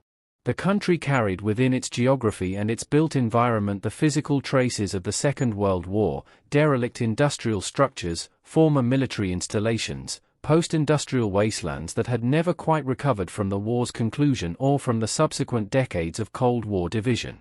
These spaces, with their inherent atmosphere of abandonment and historical weight, proved ideal canvases for the production designers working to rebuild Stalingrad from scratch. The decision also allowed for a kind of controlled environment that location shooting in Russia might not have provided. Annaud and his team needed to be able to place explosions, dig trenches, flood locations, construct massive facades, and generally reshape the physical world of each location to match their creative vision. Working in Germany, with its well-developed film infrastructure, gave them that control point. One of the film's most viscerally powerful sequences occurs near its opening, when Vasily and thousands of other Soviet soldiers are transported across the Volga River in boats and ferries heading toward Stalingrad. The crossing is filmed as a vision of absolute chaos and terror. Boats are bombed from the air, men are thrown into the freezing water, bodies float past, and the far shore, where the fighting is, looms through smoke and fire as a destination that sane men would refuse. It is one of cinema's great depictions of men being fed into a machine of death. This sequence was filmed not on the Volga itself but on the Altdobner Sea, a man-made lake located near the village of Pritzen in the south of Brandenburg. The choice of a man-made lake is itself quietly interesting, a fabricated body of water used to represent one of Russia's most historically significant natural features, on a film that is itself fabricating a version of historical reality. The Altdorbener See provided the necessary combination of scale, accessibility, and controllability that the sequence demanded. A lake, unlike a river, has no current to complicate boat movement and camera positioning. Its shores can be dressed and prepared without the complications of managing a living waterway. The production team transformed the lake's shores and the water itself into a convincing approximation of the Volga crossing as it might have appeared in late 1942. The atmosphere achieved, the smoke, the fire on the water, the crammed and desperate boats, the men leaping and drowning, drew on historical accounts of actual crossings, which were indeed nightmarish. German aircraft bombed the river crossings regularly, knowing they were the Soviet lifeline. The Altdorbener See became, for the purposes of the film, one of the war's most terrible passages. The tractor factory, industrial ruin as dramatic setting. Among the most iconic images associated with the Battle of Stalingrad are those of the great factories, particularly the Stalingrad tractor factory and the Red October steel plant, that became fortresses during the fighting. These massive industrial structures, with their vast floors, their overhead cranes, their enormous girders and collapsed roofs, provided the kind of terrain that conventional military doctrine could not account for. The fighting within them was some of the most brutal of the entire battle, with men killing each other in the dark, fighting over individual rooms and floors, using the industrial machinery itself as cover and fortification. To recreate this environment, the production located a derelict factory in the village of Rudersdorf, a small municipality in the district of Märkisch Oderland in the state of Brandenburg. The factory at Rudersdorf was in a state of advanced deterioration, exactly what the production needed. The structure itself provided the bones of the set, the massive scale, the industrial character, the sense of a once functional building now returned to near primordial chaos. The production designers then worked to dress and detail the space, adding the specific visual vocabulary of the Stalingrad fighting, destroyed machinery, accumulated rubble, improvised fortifications, the detritus of sustained combat. What Rudersdorf offered that a purpose-built set would not have was authenticity of scale and material. Real industrial ruins have a weight and a texture that constructed sets rarely match. The steel is actually corroded. The concrete is actually crumbling. The space has actual depth and height that cannot be fully fabricated on a soundstage. Filming within a genuine derelict factory gave the tractor factory sequences a visual and physical credibility that was essential to their impact. The choice also had an interesting historical echo. Rudersdorf and its surrounding area had their own complex history connected to German industry and the Second World War. Using a real piece of German industrial heritage, a building that existed within the physical aftermath of the same historical catastrophe the film was depicting, gave the production an unspoken resonance that pure studio construction could never have achieved. Red Square at Krampnitz, building Stalingrad from nothing. The most ambitious and extraordinary element of the entire production was the construction of the massive outdoor set representing Stalingrad's Red Square. This was not a matter of dressing an existing location or adapting a derelict building. This was the construction from scratch of an entire urban environment, facades, rubble, streets, destroyed buildings, burnt-out vehicles, on a scale that staggers the imagination. The location chosen for this achievement was Krampnitz, near Potsdam, in the state of Brandenburg. The site had a history as layered and complex as the film itself. Krampnitz had originally been built as a Wehrmacht cavalry riding school, a facility for the German military horses and their riders, a piece of a military apparatus that would go on to participate in the very war the film depicts. After Germany's defeat in 1945, the facility passed into Soviet hands and served as a Soviet military barracks during the Cold War, housing the forces of the Red Army on German soil. It was, in other words, a place that had literally been occupied by both sides of the conflict that Enemy at the Gates depicts. By the time the film's production moved in, Krampnitz was abandoned, the Soviet forces had withdrawn following German reunification, and the facility had been left to deteriorate. Its existing structures provided a framework of genuine historical military architecture onto which the production designers could build their vision of Stalingrad's ruins. Set construction began in October 1999. The process that followed was one of the most ambitious in European film production of the era. For nearly 5 months, working through a Brandenburg winter, in conditions that can be bitterly cold and grey, construction crews worked to transform Kramnitz into a convincing approximation of a destroyed Soviet city. Facade after facade was built, designed to look like the characteristic architecture of a major Soviet urban center: the grand civic buildings, the apartment blocks, the administrative structures, in various states of catastrophic ruin. Rubble was manufactured and distributed. Streets were torn up and reconfigured. The entire visual environment of the set was calibrated to match the specific quality of destruction that characterized Stalingrad, not random demolition but the systematic, layered, accumulated destruction of sustained combat, where buildings were not simply knocked down but fought over floor by floor until nothing remained recognizable. The scale of this undertaking, nearly 5 months of construction on a massive outdoor site, places it in the company of the great historical sets of cinema. It required the coordination of hundreds of workers, enormous quantities of materials, and sustained creative oversight to ensure that the emerging environment matched both historical reality and the specific visual requirements of the film. Production designer Wolf Kroger and his team faced the challenge of making destruction look not just convincing but specifically, historically appropriate. The ruins of Stalingrad had a particular character documented in thousands of wartime photographs, and the set needed to evoke that character while also serving the practical needs of filming. The result was a set of remarkable conviction.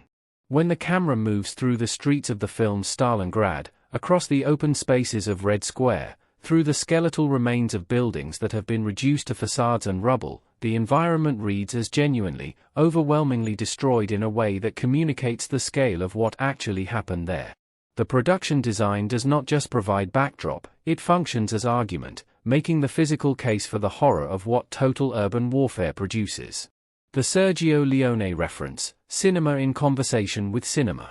In the film's closing sequence, as the conflict winds down and the German forces' defeat becomes complete, there is a visual moment involving soldiers waving coats, a gesture that functions as signal, as celebration, as release from the unbearable tension of survival. This moment was included as a deliberate reference to the work of Sergio Leone, the Italian director whose spaghetti western films, and later his epic crime film Once Upon a Time in America, defined a particular visual and emotional vocabulary of male confrontation, sacrifice, and the weight of time. The reference is not merely decorative. Leone's influence on Enemy at the Gates runs deeper than this single acknowledged homage.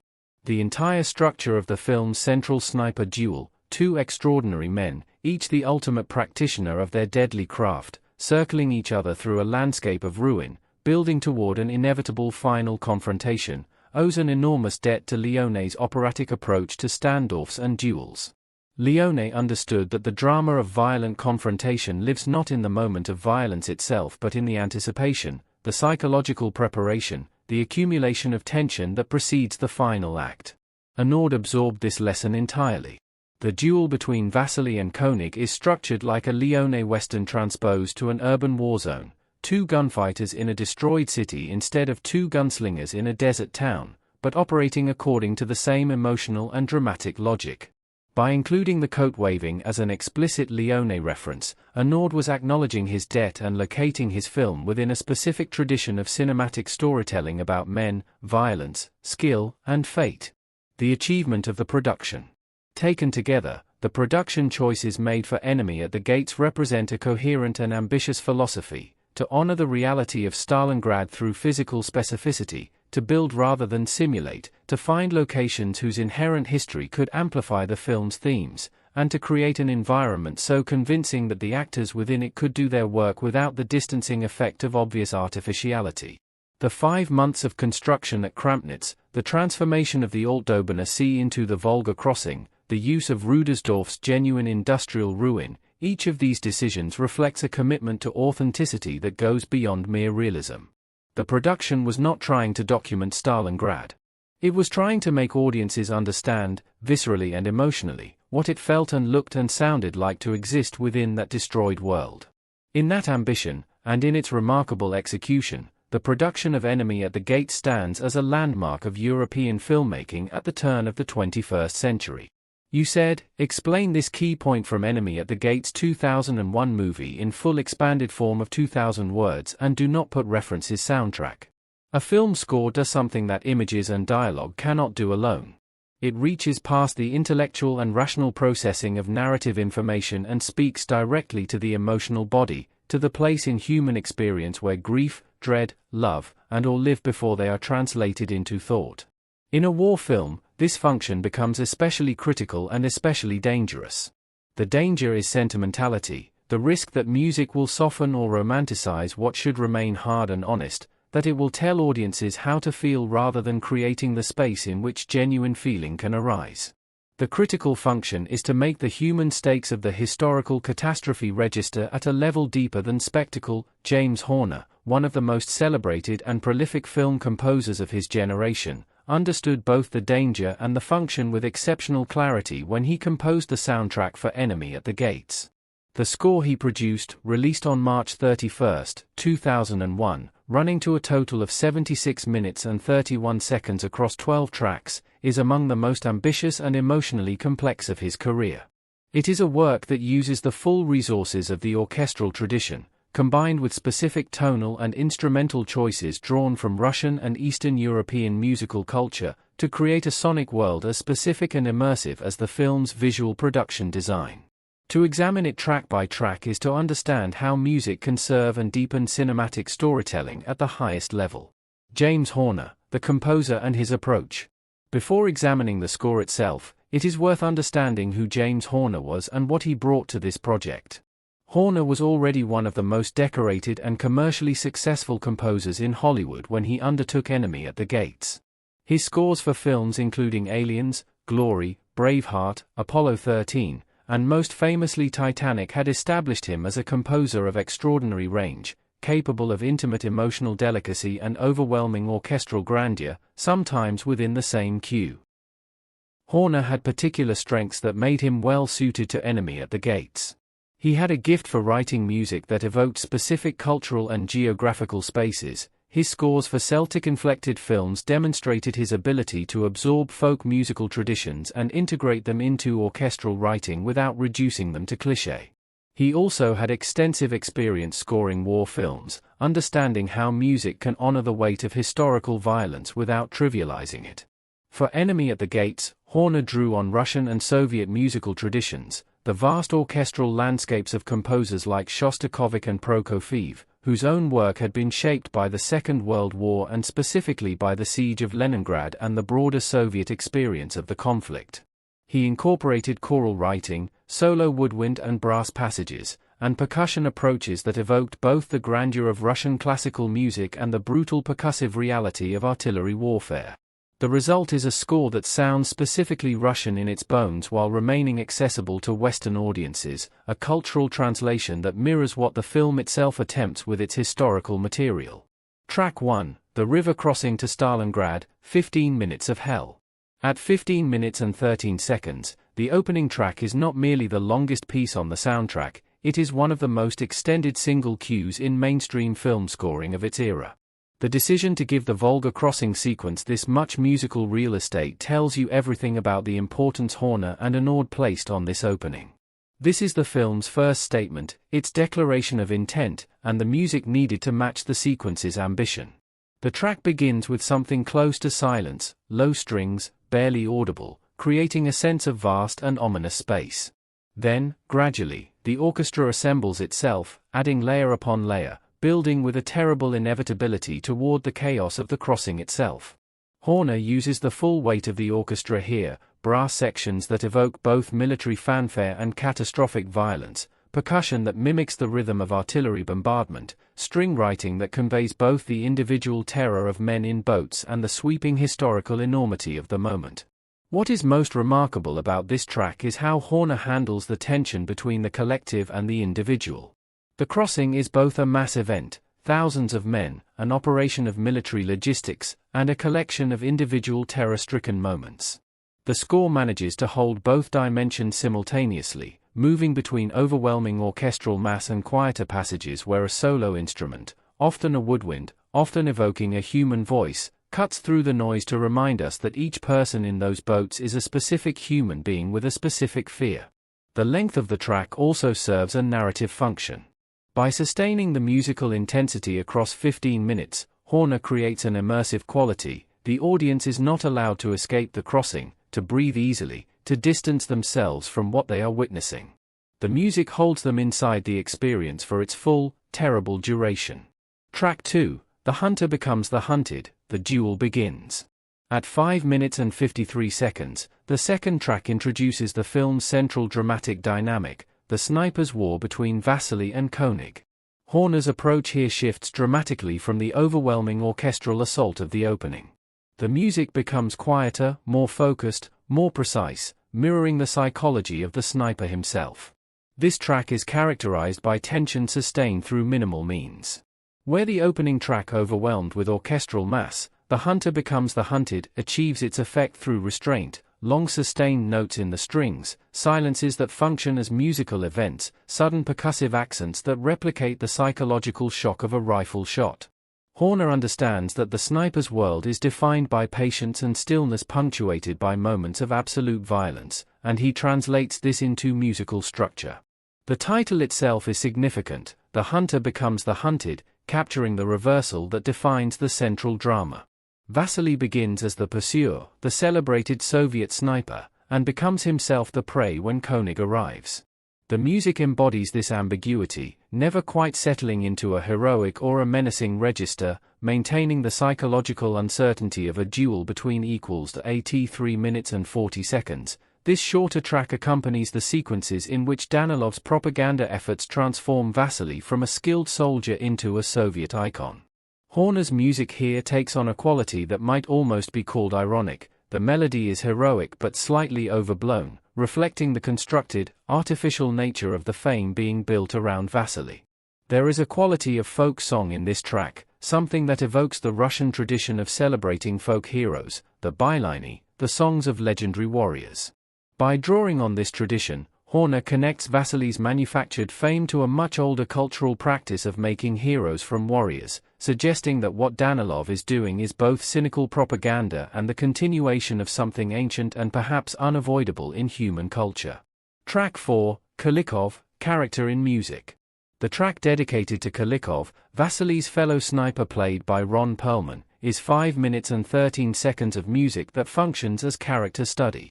Horner gives Kulikov a musical identity that reflects the character's qualities, something large and slightly rough, warm but not sentimental, with a folk music energy that suggests a man rooted in the physical world rather than the ideological one. This track becomes important in retrospect because Kulikov dies at König's hands. His death is the moment that establishes the German sniper as a genuine existential threat to Vasily.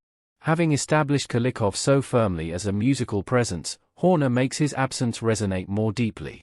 The character's theme does not return after his death, and that silence is itself a form of mourning. Track 5, The Dream, and Track 6, Bitter News, Intimacy and Grief. Bitter News shifts this intimacy into grief, the musical language of loss, written with Horner's characteristic gift for melody that carries genuine emotional weight without becoming manipulative. These two tracks together demonstrate the composer's range within the single project. The same composer who opened the film with 15 minutes of orchestral apocalypse can also write music of genuine delicacy and restraint.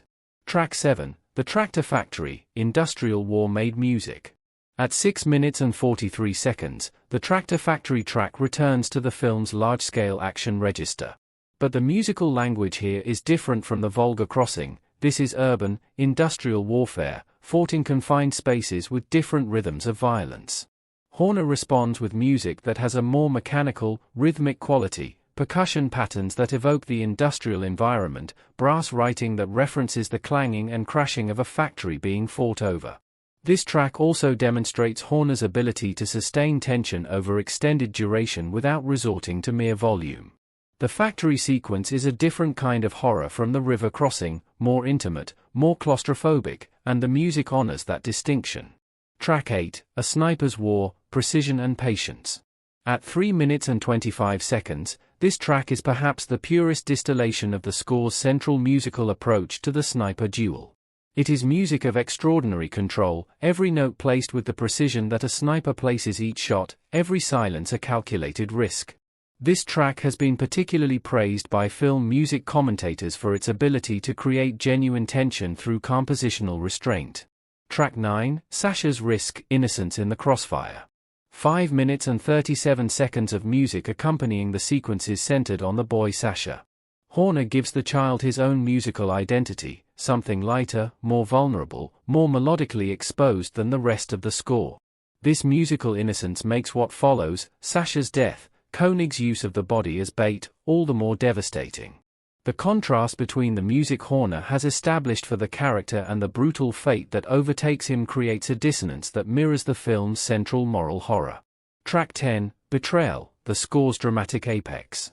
At 11 minutes and 28 seconds, Betrayal is the score's second longest track and its dramatic apex. This is the music that accompanies the film's most devastating sequence, König's realization of Sasha's role, the boy's murder, the hanging of the body as bait. Horner pulls out everything here, full orchestral weight, choral writing that gives the sequence an almost liturgical quality, a sense of something sacred being violated. The length and intensity of this track mirror the length and emotional weight of the sequence it accompanies. Horner understood that this was the film's moral center, the moment at which the cost of the sniper's war is paid by the most innocent possible party, and he gave it music of corresponding gravity.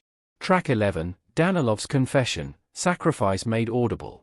7 minutes and 13 seconds for the sequence that contains the film's most emotionally complex moment, Danilov's sacrifice, his removal of the helmet, his death so that Vasily can survive. Horner's music here achieves something extraordinary. It is both elegiac and quietly triumphant, honoring the sacrifice without glorifying the death, finding in Danilov's final act something that transcends the jealousy and ideological disillusionment that preceded it. Track 12, Tanya, End Credits, Resolution and Tenderness. The final track, 6 minutes and 53 seconds of end credits music named for Tanya, brings the score to a resolution of extraordinary tenderness. The music here returns to the intimate register established in The Dream, but transformed, lighter, more certain, touched with something that is not quite happiness but is perhaps the closest thing to it that this world allows. Tanya is alive. Vasily has found her. The music does not celebrate the victory or memorialize the dead. It simply breathes, gently, into the space after catastrophe, and finds within it the possibility of continuation. The entire score, across its 76 minutes, represents James Horner at the height of his powers, a composer fully equal to the historical and human complexity of his subject, creating music that honors both the scale of the catastrophe and the intimate human stories within it. You said, explain this key point from Enemy at the Gates 2001 movie in full expanded form of 2,000 words and do not put references reception. When Enemy at the Gates was released in 2001, it arrived carrying the weight of enormous expectations. It was one of the most expensive European co-productions ever mounted, backed by significant American studio investment, directed by Jean-Jacques Annaud, a filmmaker with a serious international reputation, and starring a cast of considerable prestige. It tackled one of the most significant and least examined chapters of the Second World War in Western popular culture, the Battle of Stalingrad. Everything about it announced ambition. The reception it received was, by almost any measure, a disappointment, not a catastrophic one, not a film dismissed as worthless, but a deeply divided and often conflicted response that exposed the extraordinary difficulty of making a film that attempts to be simultaneously an intimate human drama, a historically responsible account of a specific military engagement, and a piece of mainstream entertainment capable of attracting a global audience. The critical, academic, and cultural reception of Enemy at the Gates is a case study in the competing demands placed on historical cinema, and in how a film can succeed in some of those demands while failing in others with consequences that linger in its reputation for decades. The aggregate verdict, critically mixed, commercially adequate. The quantified critical reception tells a story of profound ambivalence. On Rotten Tomatoes, the film settled at a 53% approval rating from 139 critics, a number that places it precisely at the midpoint of critical estimation, neither praised nor condemned but suspended in a kind of evaluative limbo. The site's critical consensus, distilled from those reviews, captured the central tension with reasonable accuracy. Atmospheric and thrilling, Enemy at the Gates gets the look and feel of war right, but the love story seems out of place. This consensus statement is worth unpacking because it identifies, with considerable precision, the structural problem that most critics identified in the film. There are essentially two films operating within Enemy at the Gates. One is a taut, psychologically sophisticated thriller about two elite snipers engaged in a deadly duel across a destroyed city, a film about patience and skill and the psychology of men who kill with precision and deliberation. The other is a conventional romantic triangle involving Vasily, Tanya, and Danilov, a love story that follows broadly familiar cinematic patterns of desire, jealousy, and sacrifice. Critics who engaged seriously with the film almost universally felt that the first of these films was genuinely excellent and that the second undermined it. Metacritic, which aggregates reviews using a normalized scoring system designed to capture nuance rather than simply binary approval or disapproval, arrived at the same number, 53 out of 100, from 33 reviews. This convergence across two different aggregation methodologies is meaningful. It suggests that the film's middling critical position was not a matter of a few strongly negative reviews dragging down an otherwise well-received work, but rather a genuine and widespread ambivalence, critics who found things to admire and things to criticize, and whose admiration and criticism balanced each other at almost exactly the midpoint. Audiences, as measured by CinemaScore polling, which surveys moviegoers as they exit theaters on opening weekend, gave the film a grade of B on a scale running from A+ to F. This is a respectable but not enthusiastic audience rating, suggesting that general audiences found the film satisfying without being particularly moved or impressed. The B grade indicates a film that delivered broadly on its promise without exceeding expectations or generating the kind of passionate response that drives word of mouth and repeat viewing. Roger Ebert and the critical mainstream, admiration with reservations. Roger Ebert's review in the Chicago Sun-Times, awarding the film 3 stars out of 4, can be taken as a fair representation of the critical mainstream, the position occupied by many serious film critics who engaged with Enemy at the Gates carefully and honestly. Ebert identified with precision what the film does best. It is about two men placed in a situation where they must use intelligence and skill to kill each other, and when Annaud focuses on that dynamic, the film works with rare concentration. This is exactly right. The sniper sequences in Enemy at the Gates are genuinely among the finest in cinema, tense, psychologically complex, shot and edited with a precision that mirrors the character's own deadly craft. But Ebert, like nearly every critic who gave the film a measured positive assessment, felt compelled to register his dissatisfaction with what surrounded those sequences. The additional plot material and the romance are, in his assessment, a shame, not a disaster, not a catastrophic failure of filmmaking, but a diminishment, a pulling away from what the film could have been had it trusted its central premise sufficiently to resist the gravitational pull of conventional romantic drama. This critical position, genuine admiration for the film's core, frustration with its periphery, defined the mainstream response. It is the position of a critic who can see clearly what a film is trying to do, can appreciate what it achieves, and mourns what it sacrifices in the attempt to achieve it. Peter Rainer and the harshest critics, convention as failure. At the more negative end of the critical spectrum sat reviewers like Peter Rainer of New York Magazine, whose dismissal of the film was considerably less charitable than Ebert's qualified praise. Rainer's characterization, that the film felt like an obsessed film enthusiast had collected every bad war film convention and programmed a computer to generate a script from them, is a brilliant piece of critical rhetoric, even if it overstates the case. It identifies something real, that Enemy at the Gates, in its romantic subplot, its propaganda-making narrative, and certain of its character dynamics, leans heavily on established genre conventions in ways that can feel not merely familiar but lazily assembled. The force of this criticism lies in the contrast it implies.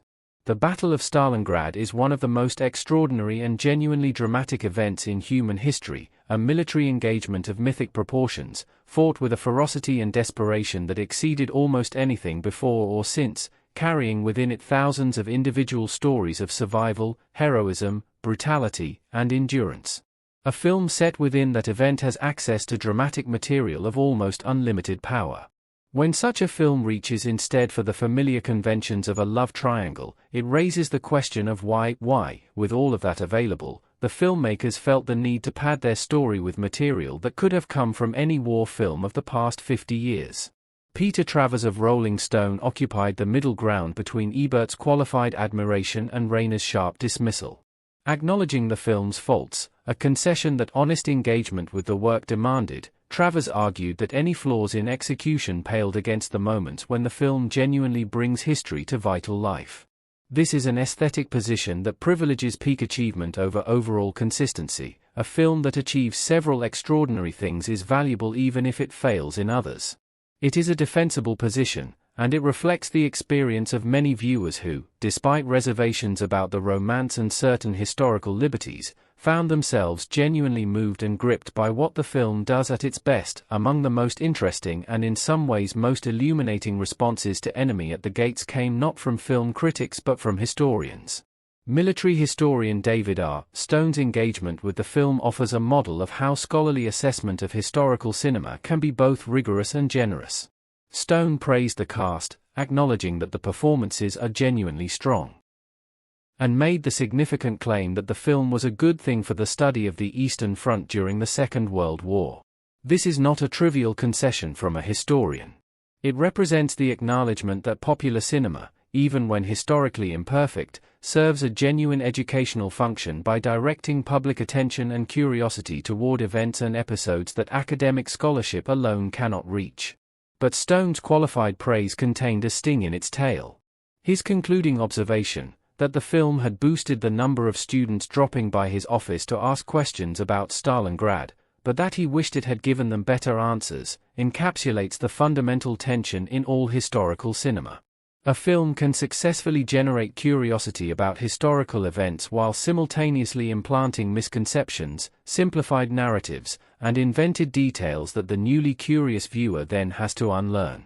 The film serves as an introduction but a flawed one, opening doors that lead into rooms that need significant redecorating before they accurately represent the reality. Historian Roger Rees, writing for the Society for Military History, articulated the film's most important historical contribution with particular clarity. As a work of fictionalized history, the film serves a useful purpose beyond mere entertainment. It brings to the attention of Western audiences the sacrifices made by Soviet soldiers in defending their country and defeating Hitler, and it gives faces and names to the soldiers of the Red Army who remain largely anonymous in Western popular memory of the war. This is a significant point. The Eastern Front, where the decisive battles of the Second World War were actually fought, where Germany suffered its most catastrophic losses, where the Soviet Union lost somewhere between 26 and 27 million people, is massively underrepresented in Western popular culture compared to the Western Front, the Pacific Theater, and the North African campaigns.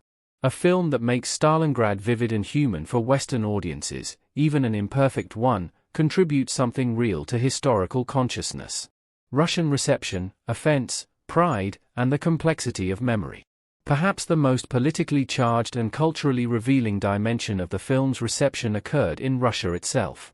The film received unenthusiastic reviews from Russian critics, who brought to it a set of expectations and standards shaped by a living connection to the events depicted. The Battle of Stalingrad is not distant history in Russia but a foundational national trauma, a wound that shaped the entire subsequent development of Soviet and Russian culture and identity.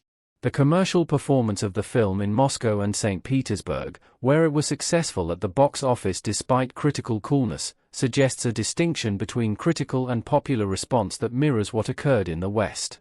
Russian audiences were willing to watch and pay for the film even when critics and veterans found it objectionable, which indicates that the film's spectacle and drama retained sufficient pull to overcome reservations about its historical authenticity. The response of Red Army Stalingrad veterans was considerably more than unenthusiastic. On the 7th of May 2001, shortly after the film premiered in Russia, and notably, around the time of Victory Day, the annual Russian commemoration of the Second World War's end, veterans brought their grievances to the State Duma, the lower house of the Russian parliament, and demanded that the film be banned. Their objections were twofold: the historical inaccuracies they identified in the film, and the portrayal of the Red Army, which they felt dishonored the reality of Soviet military service and sacrifice.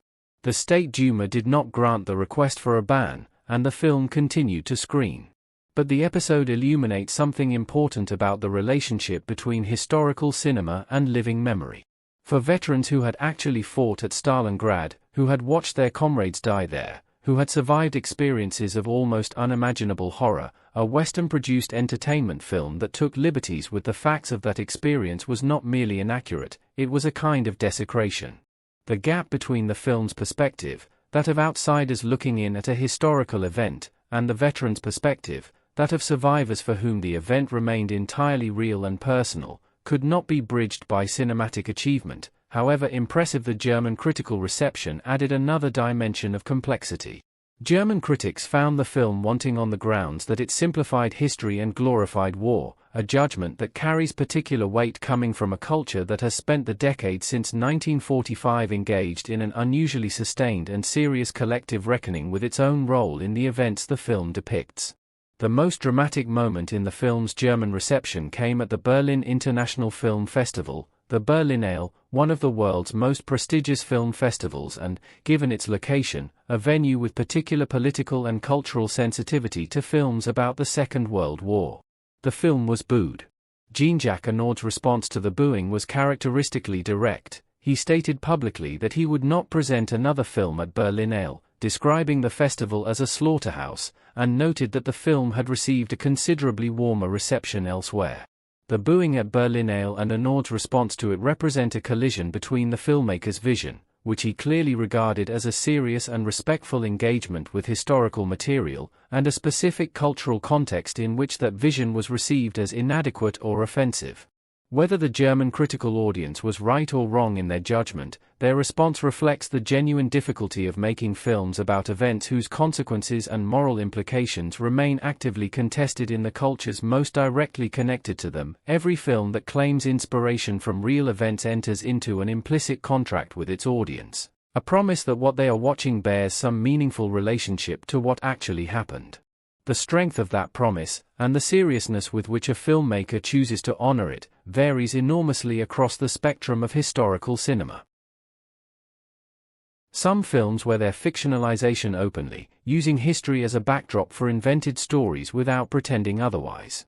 Others position themselves as faithful reconstructions, inviting audiences to trust that the broad outlines, if not every detail, reflect documented reality. Enemy at the Gates occupies an uncomfortable middle ground.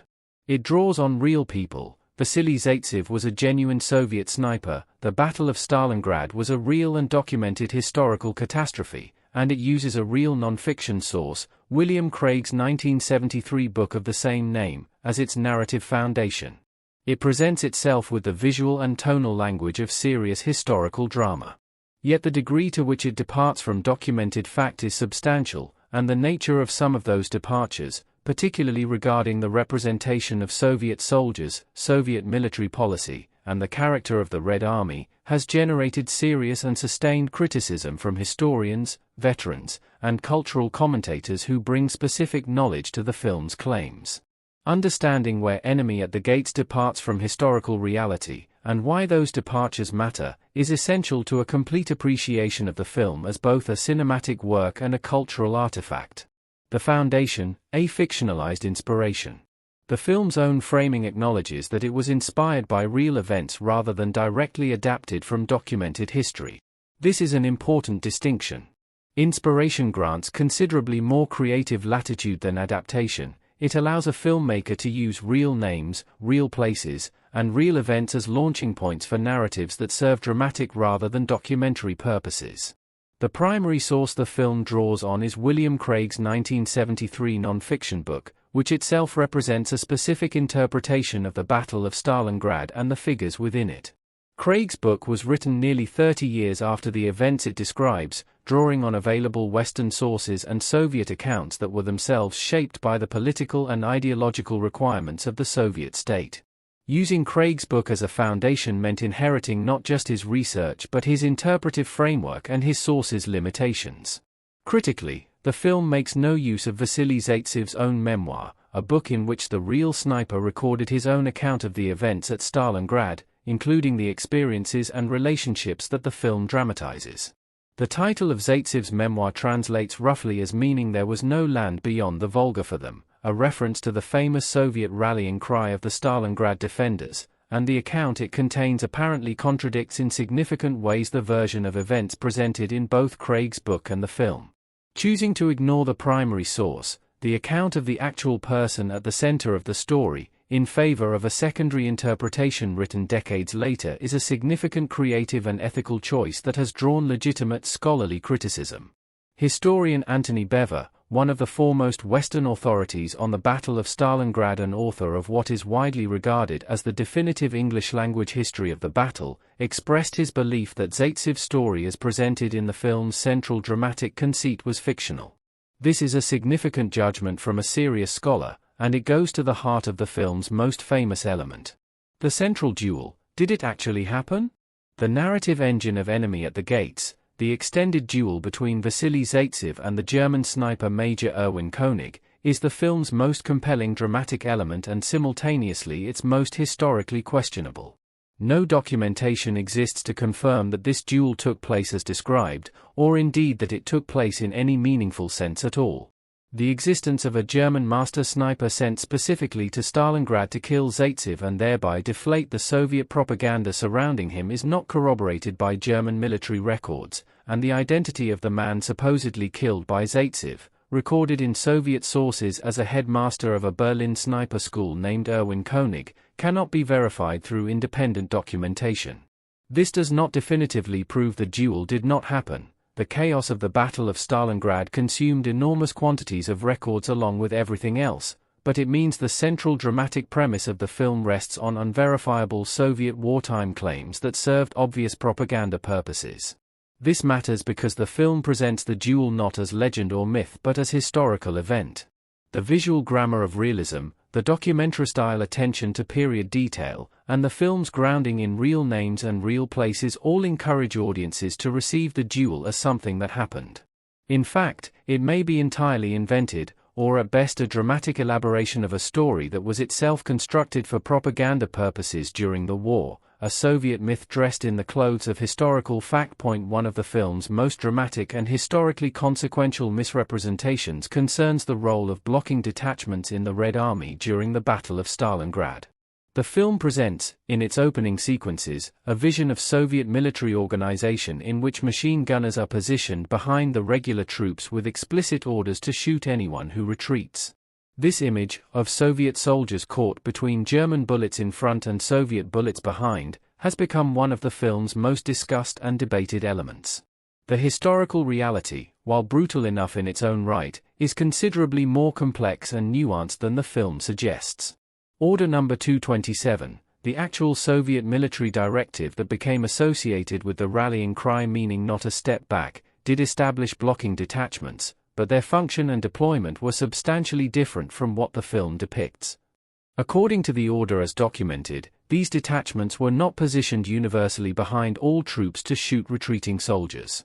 They were used specifically in relation to penal units, troops who had been assigned to penal battalions as punishment for military offenses, and their deployment followed specific ratios of barrier squads per personnel rather than the blanket coverage the film implies.